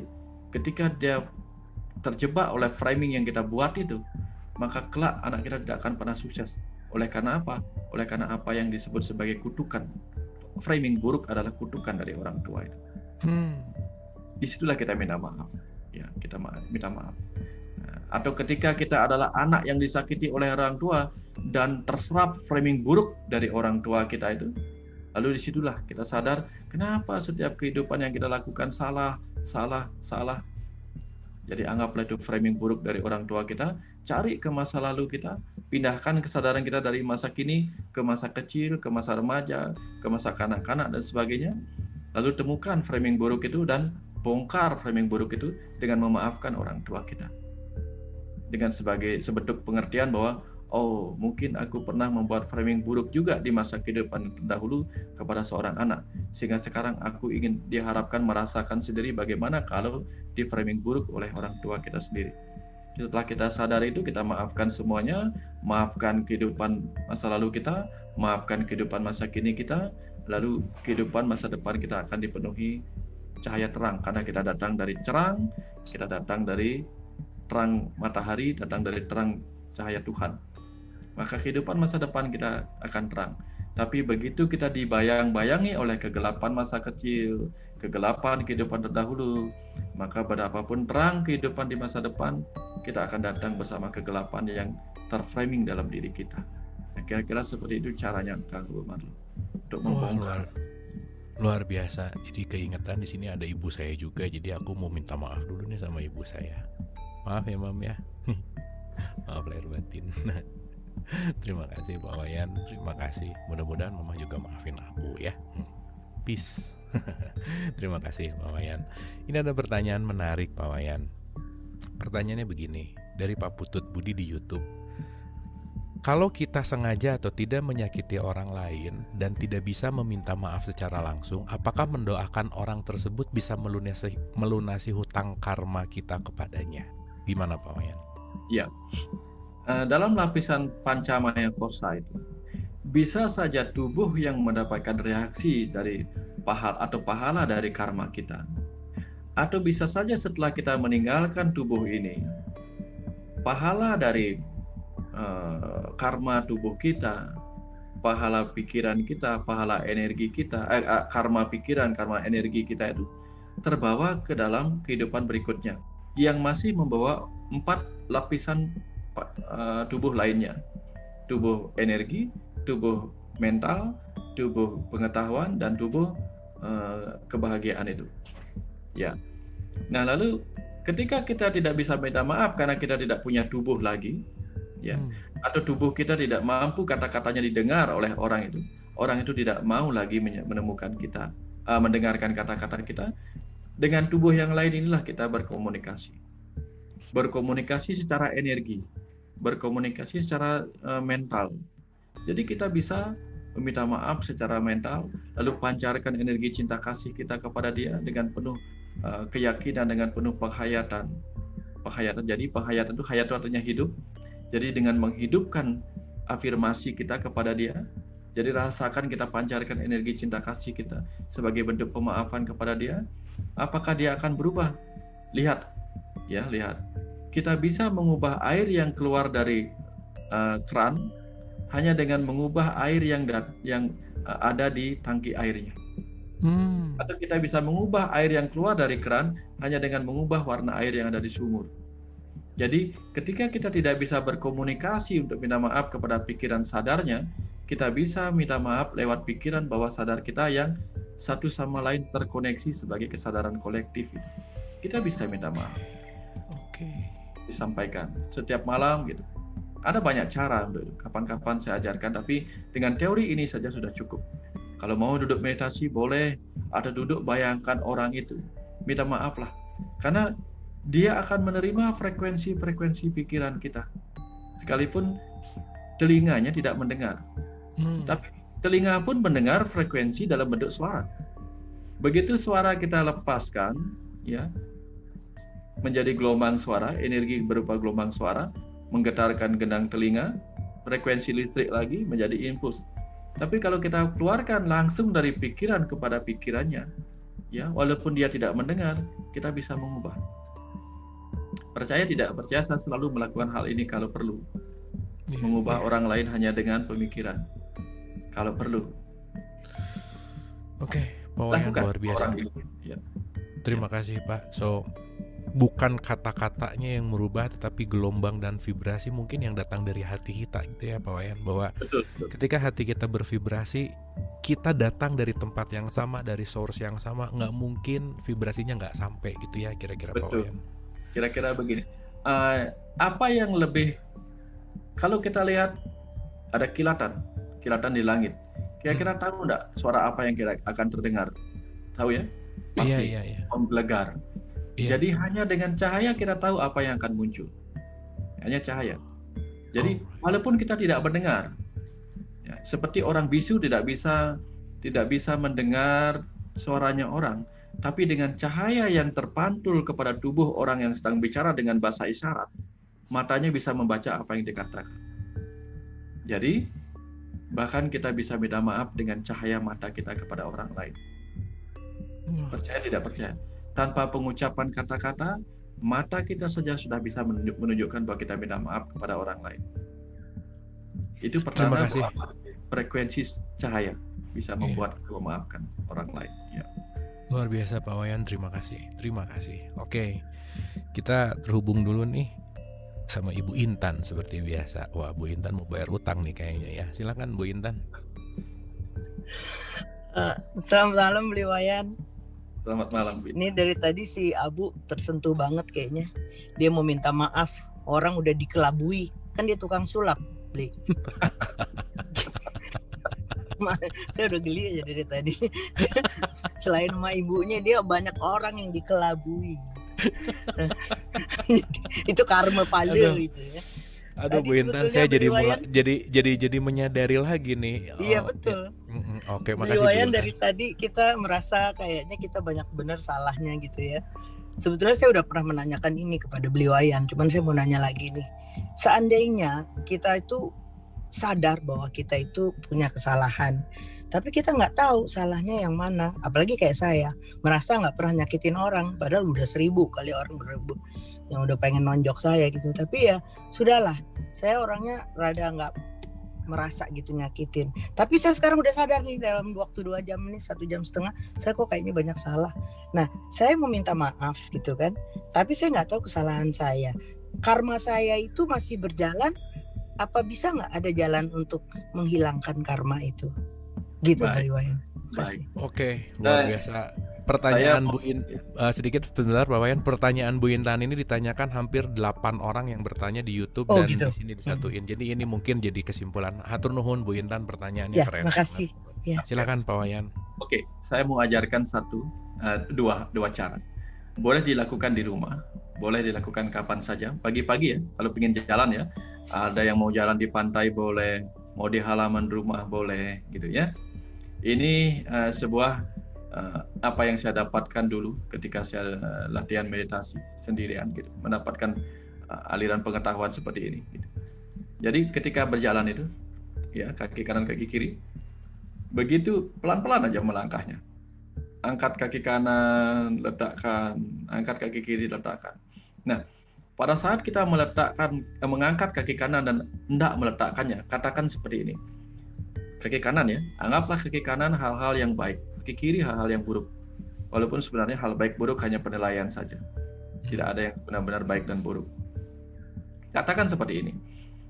Begitu ngangkat kaki kanan, katakan, aku berterima kasih atas setiap hal baik yang pernah kulakukan pada kehidupan ini. Lalu letakkan kaki kanan. Begitu letakkan kaki kanan, otomatis kaki kiri terangkat. Pada saat kaki kiri terangkat, katakan begini, aku memaafkan setiap hal buruk yang pernah kulakukan di kehidupan ini, baik dengan pikiran, baik dengan kata-kata atau tindakan. Tapi itu hanya bayangan saja. Yang terpenting kata-katanya, aku meminta maaf, aku memaafkan diriku atas setiap hal buruk yang pernah kulakukan kepada kehidupan ini. Begitu melangkah ke kanan lagi, ulangi kata-kata yang sama. Aku berterima kasih atas setiap hal baik yang pernah kulakukan kepada kehidupan ini. Sehingga kita memberikan pujian dan pemaafan kepada diri kita sendiri. Jadi ketika kita melangkah ke sini ya, ke satu arah, pada saat kita melangkah balik, kita gunakan bahasa yang berbeda. Sama-sama ya, berterima kasih dan memaafkan, tapi bahasanya berbeda. Begitu melangkah balik, begitu mengangkat kaki kanan, bahasanya adalah, aku berterima kasih atas setiap hal baik yang dilakukan kehidupan ini kepadaku. Lalu bayangkan orang-orang yang pernah baik kepada kita, kejadian-kejadian yang pernah baik kepada kita. Bayangkan kita berterima kasih kepada kehidupan ini. Tadinya waktu jalan ke sini, kita bilang terima kasih kepada diri kita sendiri. Pada saat ke sini, kita bilang terima kasih pada kehidupan ini. Atas setiap hal baik yang kita terima. Lalu, katakan ketika kaki kiri yang terangkat, katakan, aku memaafkan setiap hal buruk yang terjadi pada kehidupanku. Aku memaafkan setiap hal buruk yang terjadi pada kehidupanku. Yang dilakukan oleh siapapun. Nah, ini secara umum. Tapi boleh kemudian menggunakan satu orang, misalnya siapa? Pasangan kita sendiri misalnya. Aku meminta maaf atas hal buruk yang pernah kulakukan padamu, pada pasangan kita, atau kepada anak kita. Giliran lah, boleh yang mana saja. Itu kan kita tidak mungkin berjalan cuma satu kali. Nah itu boleh secara umum dulu, atau boleh secara khusus dulu per orang yang kita inginkan maafnya atau kita ingin maafkan, satu secara umum boleh. Itu salah satu cara. Atau boleh kalau lagi pingin dingin-dingin, musim dingin misalnya, mengambil api, membuat api unggun kecil lah dengan apa gitu. Kemudian kita bikin tulisan-tulisan tentang rasa maaf kita kepada, mungkin tulisannya misalnya dengan kertas merah satu, dengan kertas putih satu, putih mewakili kebaikan misalnya, yang merah atau yang warna gelap lainnya sebagai keburukan kita. Lalu kita katakan, aku minta maaf kepada ini. Lalu bakar. aku berterima kasih kepada ini, lalu bakar. Sehingga hal baik dan hal buruk yang pernah kita lakukan atau kita terima di kehidupan ini, kita lebur kepada semesta itu kembali. Itu salah satu cara untuk membebaskan diri kita dari rasa bersalah atau rasa melekat terhadap kebaikan-kebaikan yang pernah kita lakukan atau pernah kita terima. Sehingga yang terjadi adalah nanti kita akan terbebas, benar-benar lunas hutang karma kita.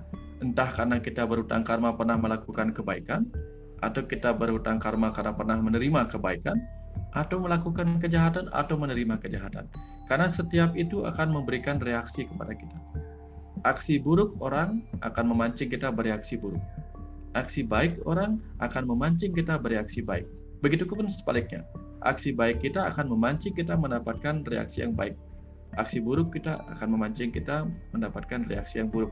Ini akan terus-menerus menjadi perputaran tempat untuk mengalami itu. Ini yang disebut sebagai perputaran samskara.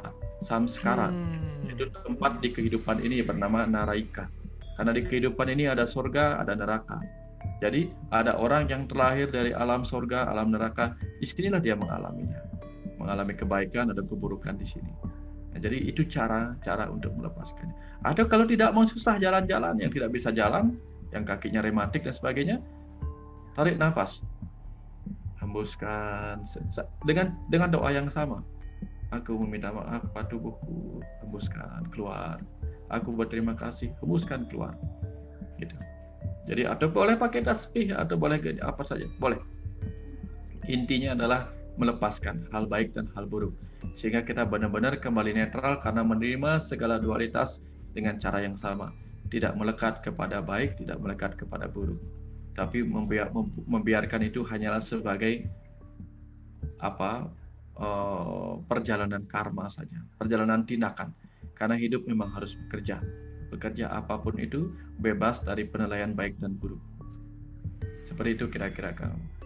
Baik, Pak Wayan, luar biasa sekali. Bu Intan ya, kita dapat jawabannya komplit dengan, wah udah deh, ini mahal pokoknya ya, ini komplit dengan caranya, komplit dengan penjelasannya luar biasa. Terima kasih Ibu Intan yang sudah membuka pertanyaan, dan saya rasa ini menjawab banyak dari pertanyaan-pertanyaan teman-teman yang lain. Hatur nuhun. Kita ke Ibu atau Mbak Ira Masriana, silakan. Ya, selamat malam. Terima kasih kesempatannya, Mas. Selamat malam, Pak. Selamat malam, silakan. Iya, gini Pak, beberapa tahun yang lalu itu saya ada pernah mengikuti suatu pelatihan, dan di situ diberitahu katanya sebenarnya kalau kita mau mengetahui tentang relationship dengan manusia dengan materi, itu bisa dilihat bagaimana relationship kita dengan orang tua kita. Dan tadinya saya pikir masa iya sih, setelah saya mulai ikut mendalami beberapa pemahaman tentang diri, spiritual dan lain sebagainya, dan saya perhatikan memang ada kaitannya Pak ya, sama seperti saat ini attachment saya dengan ibu saya. Apakah itu bentuk karma atau memang attachment yang memang saya belum bisa melepas, atau bagaimana ya Pak ya? Mohon sarannya ya Pak. Makasih Pak. Oke, terima kasih Ibu. Mangga Pak Wayan, silakan.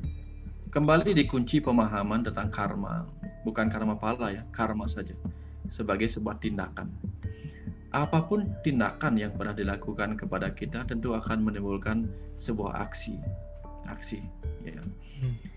Tindakan yang dilakukan orang tua kepada diri kita ya, dalam bentuk framing, dalam bentuk apapun itu, dalam bentuk relationship atau hubungan apapun itu, entah hubungan energi emosional, entah hubungan energi kata-kata, entah hubungan yang lain gitu. Begitu diterima oleh pikiran sadar kita dan terpendam di pikiran bawah sadar kita, maka kecerdasan tubuh kita akan menerimanya. Begitupun kecerdasan pikiran kita akan menerimanya sebagai sebuah kebenaran. Karena ketika kita masa kecil, ibu atau orang tua kita yang lain memiliki sebuah otoritas yang apapun kata-katanya kita anggap akan berpengaruh kepada diri kita. Nah, sekarang ketika kita sudah besar, lama-lama kemudian kita melekat terhadap pengaruh yang dibawa oleh orang tua kita di masa kecil itu. Kalau itu pengaruh positif, maka itu akan menyebabkan kita sukses. Kalau itu pengaruh negatif, itu akan membuat kita terhambat. Sebenarnya siapa yang bisa melepaskan? Ketika kita sudah dewasa, semestinya kita sudah mampu untuk untuk mengubah cara kita melepaskan framing yang dibentuk oleh orang tua kita di masa lalu ini. Kita bisa karena kita sudah mempunyai kuasa atas diri kita sekarang. Sayangnya karena kita tidak tahu, kemudian seperti tadi itu kita akhirnya terjebak kepada framing yang dibentuk oleh orang tua kita. Sama contoh seperti ini. Seekor gajah, anak gajah kita tahu kekuasaannya lebih kuat daripada manusia. Bodinya lebih besar jauh. Tapi ketika di masa kecil gajah itu diikat dengan rantai yang besar, rantai besar sehingga dia tidak kuasa untuk melawan. Kelak ketika dia dewasa, bahkan diikat dengan tali kecil pun dia ngikut. Kenapa? Karena dia pikir bahwa dia sedang diikat oleh rantai besar yang dia tidak kuasa untuk atasi. Nah, tapi ketika sekarang kita sebagai manusia tentu kita punya pikiran bahwa ternyata saya mempunyai kemampuan, saya mempunyai free will, saya mempunyai kekuasaan untuk mengubah diri kita. Jangan kata apa yang dibentuk oleh orang tua kita, bahkan kita seringkali melanggar apa yang sudah dibentuk oleh Sang Pencipta kita. Ya, kita dikirim ke dunia ini untuk lahir mengalami ini, tetapi kemudian kita seringkali melanggar apa yang sudah kita jadikan perjanjian dengan Sang Pencipta itu sendiri. Jadi kita membongkar framing yang dibentuk oleh alam semesta itu sendiri. Ya, sehingga takdir kita malah menjauh dari apa yang sudah kita lakukan di kehidupan ini. Nah, artinya apa? Tuhan sebagai orang tua yang maha kuasa saja bisa kita ubah dengan free will kita, apalagi framing yang dibentuk oleh orang tua kita. Kita bisa mengubahnya. Jadi kalau itu adalah framing negatif,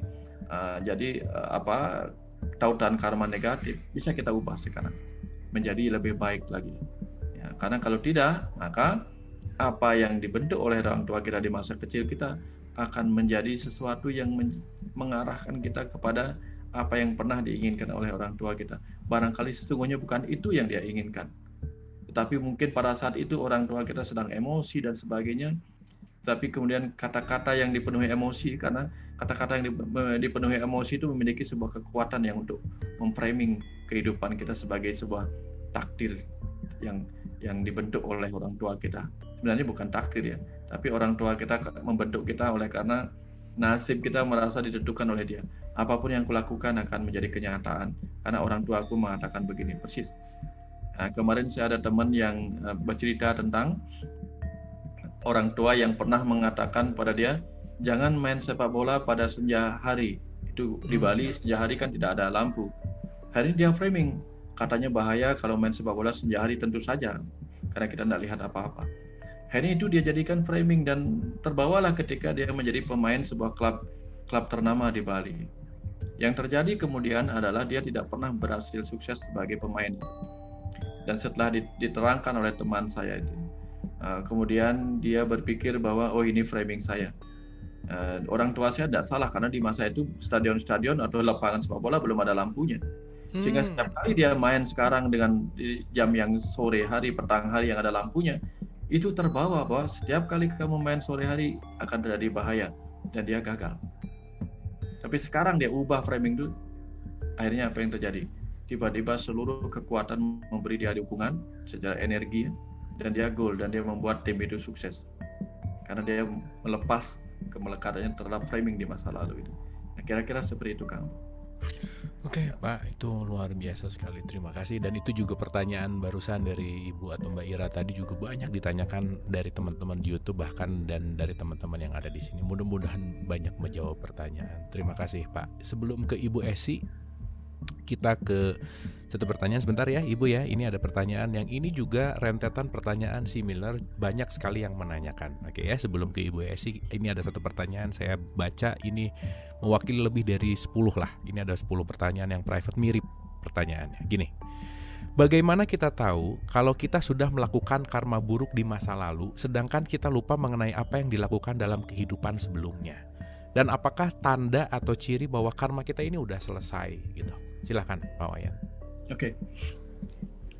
Saya ini pertanyaan yang paling sering muncul. Bagaimana kita tahu sementara kita sementara kita tidak benar-benar mengenali apa yang terjadi di masa lalu, karena kita dibuat lupa ketika kita lahir dalam tubuh manusia ini. Kita benar-benar lupa.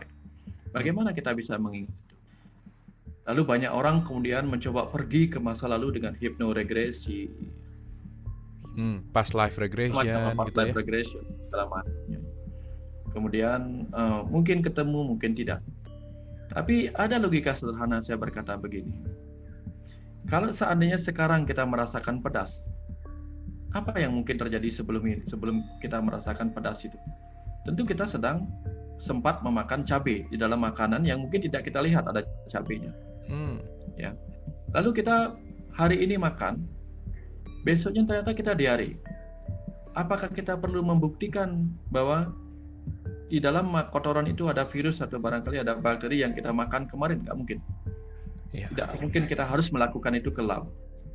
Tapi dengan diare saja kita bisa memahami bahwa mungkin kemarin kita salah makan, betul ya? Hanya dengan logika sederhana itu. Ya, jadi artinya kalau sekarang kita disakiti oleh seseorang, apa mungkin kita mungkin kita tersakiti tanpa pernah menyakiti sebelumnya? Ya. Logika sederhana. Apa mungkin saya kepedasan? Karena apa? Karena besok mau makan cabai. Mungkin nggak saya kepedasan sekarang karena besok mau makan cabai? Nggak mungkin. Pasti pedasnya sekarang itu disebabkan oleh makan cabai sebelumnya. Jadi apapun rasa yang dirasakan oleh tubuh kita sekarang, itu terjadi oleh efek sebelumnya. Kalau hari ini kulit saya terbakar, maka kalau kita menderita oleh kulit terbakar, dokter akan bertanya, apa yang terjadi sebelum ini? Itulah anamnesa, history. Kita mencari riwayat dengan anamnesa itu. Apa yang terjadi sebelumnya? Nah, kalau misalnya kita kena tetanus, pasti dokter akan berpikir, kena luka di mana? Pasti seperti itu. Jadi kalau kalau tubuh tersakiti, pasti ada sebuah aksi yang menyebabkan tubuh mengalami penyakit seperti sekarang. Nah, jadi kalau batin kita tersakiti oleh sesuatu, oleh peristiwa kehidupan, oleh sikap seseorang, kemungkinan terbesar yang tidak mungkin bisa ditolak adalah bahwa kita pernah mengalami hal yang sama, melakukan hal yang sama di kehidupan sebelumnya. Nah, contoh begini, dalam cerita-cerita sering dimuat itu. Ketika Bisma yang agung, yang tak terbunuh itu, tiba-tiba harus menjalani kematiannya di tangan Sri Kandi, dia sadar bahwa dia tidak boleh menolak itu sebagai takdirnya. Karena apa? Dia tahu Sri Kandi inilah yang akan membunuhnya. Karena dulu dia pernah membunuh Sri Kandi yang lahir sebagai Dewi Amba di kehidupan sebelum Sri Kandi ini. Gitu. Ya. Jadi salah satu bentuk contoh pemahaman bahwa aku harus menerima karma ini karena aku pernah melakukan hal yang sama di kehidupan sebelumnya. Nah, hal yang sama. Ada banyak lagi. Sri Krishna yang dikatakan avatar itu, ya, dia meditasi. Setelah Pandawa menang, dia meditasi. Tapi tiba-tiba ada pemanah yang rakyatnya sendiri memanah dan menembus kakinya, yang menjadi jalan kematiannya. Sang pemanah yang bernama Ki Jara itu minta maaf kepada Krishna karena membunuh sang avatar. Tapi kemudian Krishna berkata, tidak apa-apa, saya tidak marah. Karena di kehidupan sebelumnya ketika aku menjadi Rama, kamu adalah Subali yang aku panah. Begitu ceritanya. Artinya apa? Artinya dia menyadari bahwa aku begini pasti karena engkau begitu. Nah, seperti itulah kira-kira.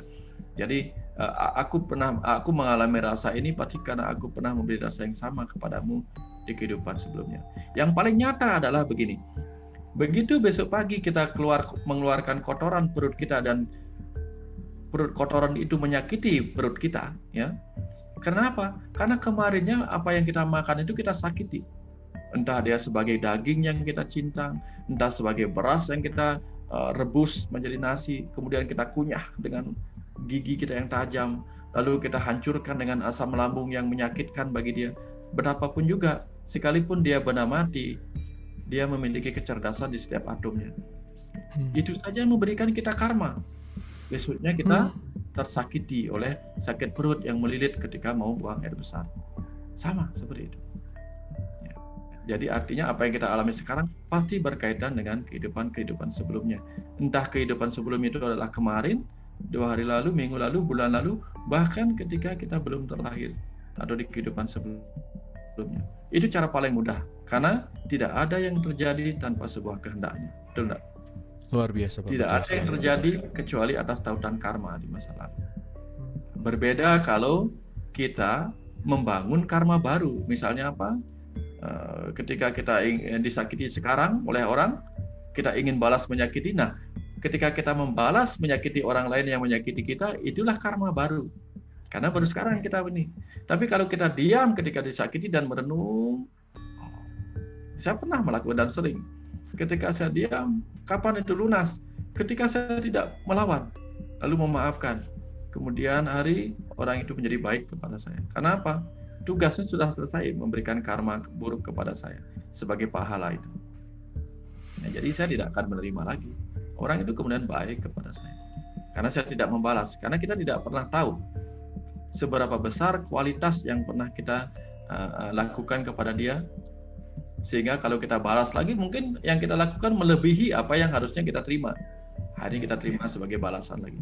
Jadi inilah sebabnya kalau di Yesus, di Kristen diajarkan ditampar pipi kiri, berikan pipi kanan. Artinya sebenarnya intinya jangan membalas. Karena kita tidak pernah tahu. Mungkin saja yang dia lakukan adalah sebuah kebaikan bagi kita. Lalu apakah ketika Bisma pernah memanah Dewi Amba, ya, atau cerita yang lain dia terpanah pokoknya, sehingga Dewi Amba mati, itu adalah hal buruk? Belum tentu. Karena kalau Bisma tidak membunuh Dewi Amba, maka Dewi Amba tidak akan lahir sebagai Sri Kandi. Kalau Dewi Amba tidak lahir sebagai Sri Kandi, sebagai jalan kematian bagi Bisma, maka Pandawa akan hancur. Karena Bisma tak pernah bisa mati oleh apapun, kecuali atas kehendaknya. Nah, semua ini skenario. Semua ini skenario. Ya, apa yang kita sebut baik belum tentu buruk. Seperti cerita saya pagi kemarin. Benalu mungkin kita lihat buruk. Wah, itu benalu itu parasit bagi pohon ini.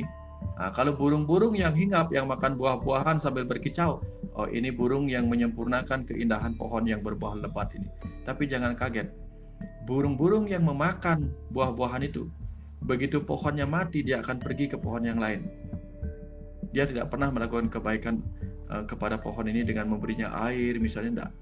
Tapi benalu yang kita sebut buruk itu akan ikut mati bersama pohon yang dia tempati. Dari segi kesetiaan, benalu bahkan lebih setia dari burung gitu. Jadi apa yang kita sebut baik belum tentu baik, apa yang kita sebut buruk belum tentu buruk seperti perkiraan kita. Jadi orang yang kita sebut jahat adalah barangkali karena kita sering berdoa, Tuhan ampunilah dosa-dosaku. Dosa-dosa akan terbayar lunas kalau kita merasakan sendiri hasil dari dosa yang pernah kita buat kepada orang lain. Maka dikirimlah orang-orang yang menyakiti kita sesuai dengan dosa yang pernah kita buat. Lah, lalu kita marah kepada orang yang menyakiti kita. Padahal kita minta sama Tuhan, Tuhan ampunilah dosaku. Ya, dosa kan hanya bisa ditebus oleh orang yang melakukan apa yang kita sebut dosa. Ya. Kira-kira seperti itu. Belajar menerima. Ya. Ini luar biasa sekali Pak Wayan. Terima kasih. Mudah-mudahan ini menjawab banyak sekali pertanyaan yang similar dari semua. Dan ini pertanyaan masih banyak yang tidak atau belum terbaca tapi berkaitan, mudah-mudahan nyambung. Oke, tidak terasa sudah 21.25 dan mungkin pertanyaan dari Ibu Esi akan menjadi pertanyaan yang terakhir. Silakan Ibu Esi. Di unmute boleh? Nah, silakan Ibu. Selamat malam Kang Abu, terima kasih. Malam. Wah, saya selalu bertanya karena saya masih ingin belajar. Kita semua belajar, Ibu. Mohon maaf jika pertanyaannya ini sangat mendasar, masih dari awal. Tadi Pak Bliwayan ya menyampaikan tentang karma. Kalau saya mendengarkan atau memaknai, mungkin salah ya, itu karma itu adalah hubungan antara sebab dan akibat. Jadi antara sebab, ada penyebab, pasti ada akibat. Kalau sebabnya bagus, akibatnya juga bagus. Sebabnya tidak bagus, akibatnya juga mungkin kurang bagus, bukannya tidak bagus. Nah, hal-hal demikian ini kan intinya itu dari komunikasi ya. Komunikasi kita mengerti atau tidak mengerti atau belum begitu. Nah, tadi juga disampaikan komunikasi itu bisa lewat batin dan mata terutama, karena di dalam komunikasi mata itu ada getaran. Yang ingin saya tanyakan juga apakah ada nafas di situ, unsur nafas. Lalu di dalam komunikasi itu perlu latihan yang kontinu atau itu ada orang yang memang sudah punya bakat. Jadi bakat untuk berkomunikasi dengan batin dan gelombang matanya itu, sinar mata. Nah, juga di dalam melakukan sesuatu, tadi Pak Wayan sudah menyampaikan setiap langkah itu hanya ada rasa syukur, permohonan maaf, penyesalan, syukur, maaf, yang berkesinambungan sehingga hal-hal tersebut itu bisa diakomodir supaya menjadi suatu kebaikan. Nah, hubungannya dengan wiraga, wirama, wirasa bagaimana ya Pak Wayan? Mohon disampaikan. Ya. Terima kasih Ibu Esi. Wah, pertanyaannya so esensial sekali. Silakan Pak Wayan. Ya. Terima kasih banyak Bu. Pertama tentang definisi karma yang sering kemudian disingkat ya menjadi sesungguhnya itu hukum karma pahala. Jadi aksi itu adalah karma atau tindakan atau kerja, pahala itu adalah reaksi. Jadi ketika dia menjadi hukum karma pahala, hukum karma dan pahala, lama-lama kemudian disebutlah karma saja. Padahal karma itu artinya tindakan. Ya, kita bernapas pun adalah karma, melakukan sebuah tindakan. Ketika kita bernapas, kita mempersembahkan karbon dioksida seperti saya ceritakan tadi, pahalanya adalah kita mendapatkan oksigen dari alam. Ketika kita memberikan polusi kepada alam, karma kita memberi polusi kepada alam, alam memberi kita jawabannya juga. Ketika kita tidak memberikan oksigen, melainkan memberikan rokok kepada paru-paru kita akan memberikan batuk kepada kita. Itu hukum karma pala. Ya, jadi yang kemudian sering disingkat itu karma. Padahal sebenarnya luasnya adalah karma pala, hukum karma, hukum pahala atau hasil dari sebuah tindakan. Itu yang pertama. Kemudian bagaimana cara kita membaca komunikasi dari semua itu? Ada lima pancamaya kosa itu. Tubuh kita ini memiliki bahasa. Ya, memang butuh latihan untuk membaca bahasa tubuh, membaca bahasa bibir, bahkan membaca bahasa hidung saja. Membaca orang yang berbohong itu kita agak mudah. Ini yang paling gampang itu berbohong.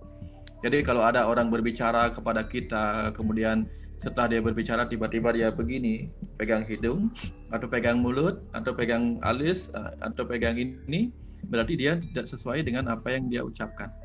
Batinnya menolak apa yang dia ucapkan. Berarti tidak koheren antara ucapannya dengan isi hatinya. Sehingga kadang-kadang yang terjadi adalah karena secara jiwa kita yang jujur ini tidak ingin bicara bohong, tidak ingin mendengar kebohongan, tidak ingin melihat kebohongan. Maka seringkali akan muncul rasa gatal.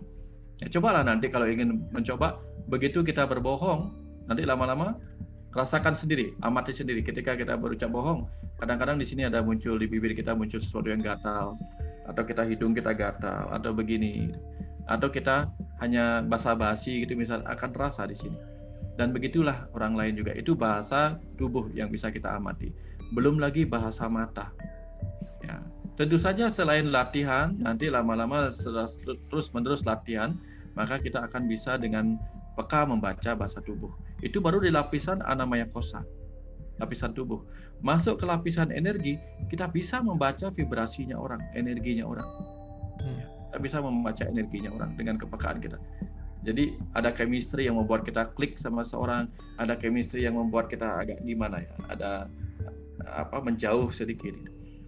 Ada yang komunikasi dengan anak mano maya kosa, pikiran kita, sehingga tidak tahu kenapa tiba-tiba kita tidak cocok dengan isi pikiran orang itu, merasa nggak cocok, walaupun mungkin itu sebuah kebenaran, tapi kita nggak klik. Nah, suatu ketika kita akan paham, oh ternyata ini hanyalah sebuah pembenaran, mungkin bisa jadi begitu. Nah, artinya semakin lama kita belajar komunikasi dengan ana maya kosa seseorang,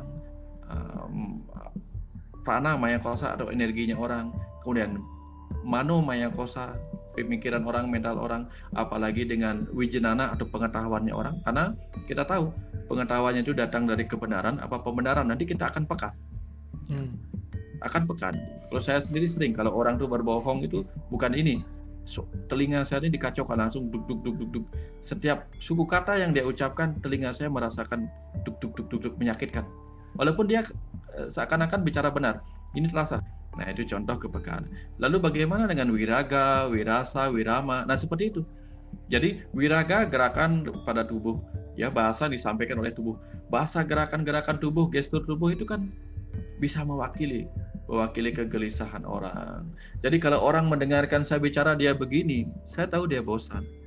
Tapi kalau dia begini, saya tahu dia mendengarkan. Apalagi kalau dia begini, dia ikut merenung. Tapi begitu dia begini, ya, tangannya disilangkan, saya tahu dia sedang merasa diserang. Atau ketika dia maju begini, ya, maju begini pada saat saya bicara, dia ingin segera meninggalkan saya tahu. Bahkan dari duduk saja, cara duduk aja kemana kakinya melipat, kita tahu dia mau dekat sama kita apa ingin menjauh dari kita. Itu contoh. Itu dari wiraga. Kalau dari wirama kita akan peka, ya, getaran suara, ya. Getaran suara itu, intonasi suara ketahuan. Orang berbohong, orang jujur, orang tulus itu ketahuan dari wirama atau irama atau intonasi suaranya. Belum lagi rasa. Kita bahkan bisa merasakan ketulusan orang itu walaupun dia tidak berkata-kata. Ya, walaupun tidak berkata-kata.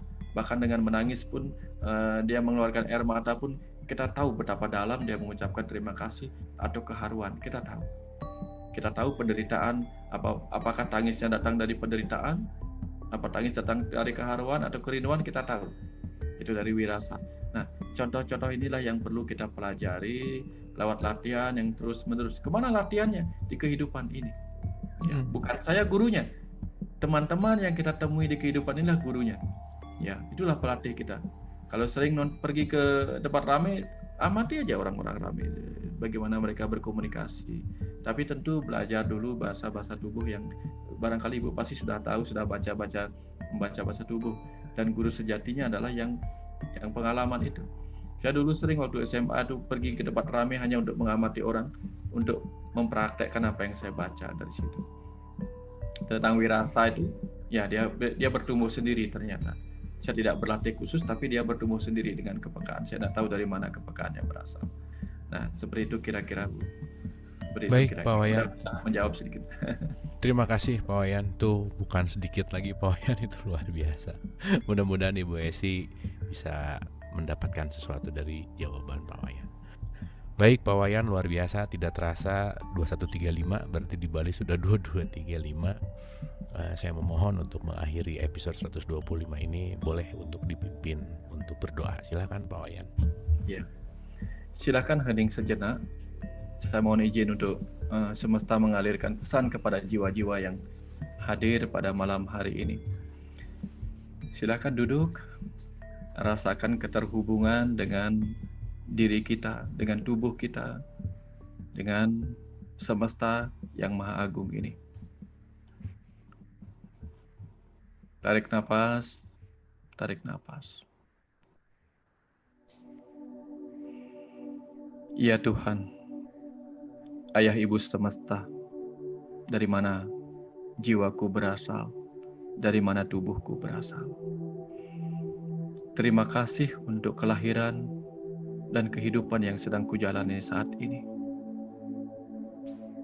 Maafkan ketika aku menjalani kehidupan ini dengan penuh kehilapan, menggunakan tubuh yang Engkau berkahkan ini untuk menciptakan bencana bagi kehidupan ini. Maafkan jika dengan tubuh yang kau berikan dengan penuh cinta kasih ini, aku gunakan untuk menyakiti setiap makhluk di kehidupan ini. Maafkan jika dengan segala berkah yang Engkau berikan kepadaku dalam kehidupan ini, telah kuubah menjadi bencana bagi diriku, juga bagi kehidupan ini. Maafkan dan izinkan hari ini aku mendengar Engkau hadir memaafkan kami. Tuhan, Ayah Ibu semesta dari mana kami berasal. Hadirlah dan izinkan kami menerima bahwa Engkau telah memaafkan kami.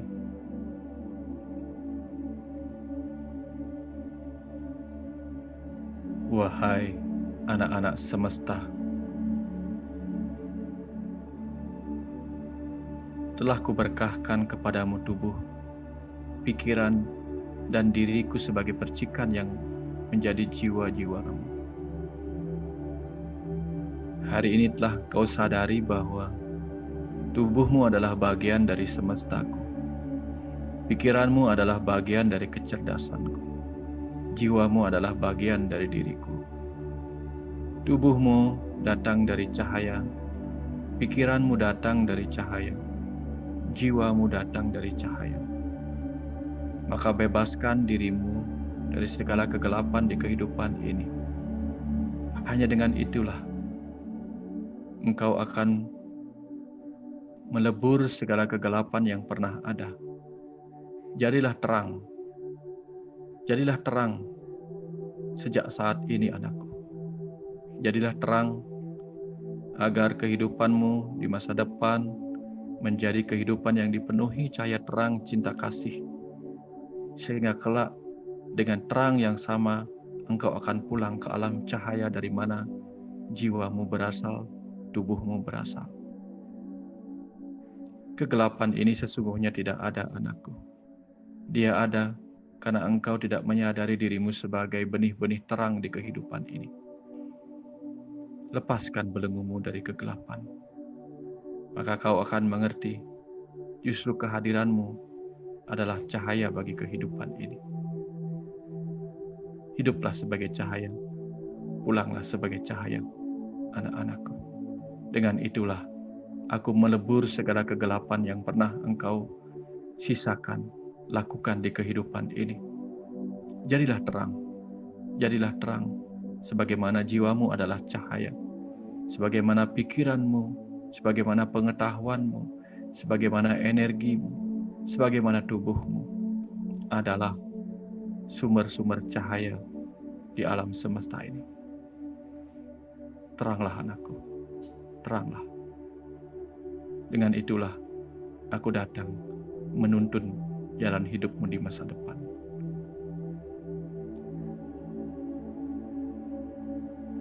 Terima kasih semesta. Terima kasih para jiwa. Terima kasih telah mengizinkan belenggu kegelapan ini menepi untuk kita semua kembali bercahaya terang bagi kehidupan. Terima kasih. Terima kasih. Terima kasih.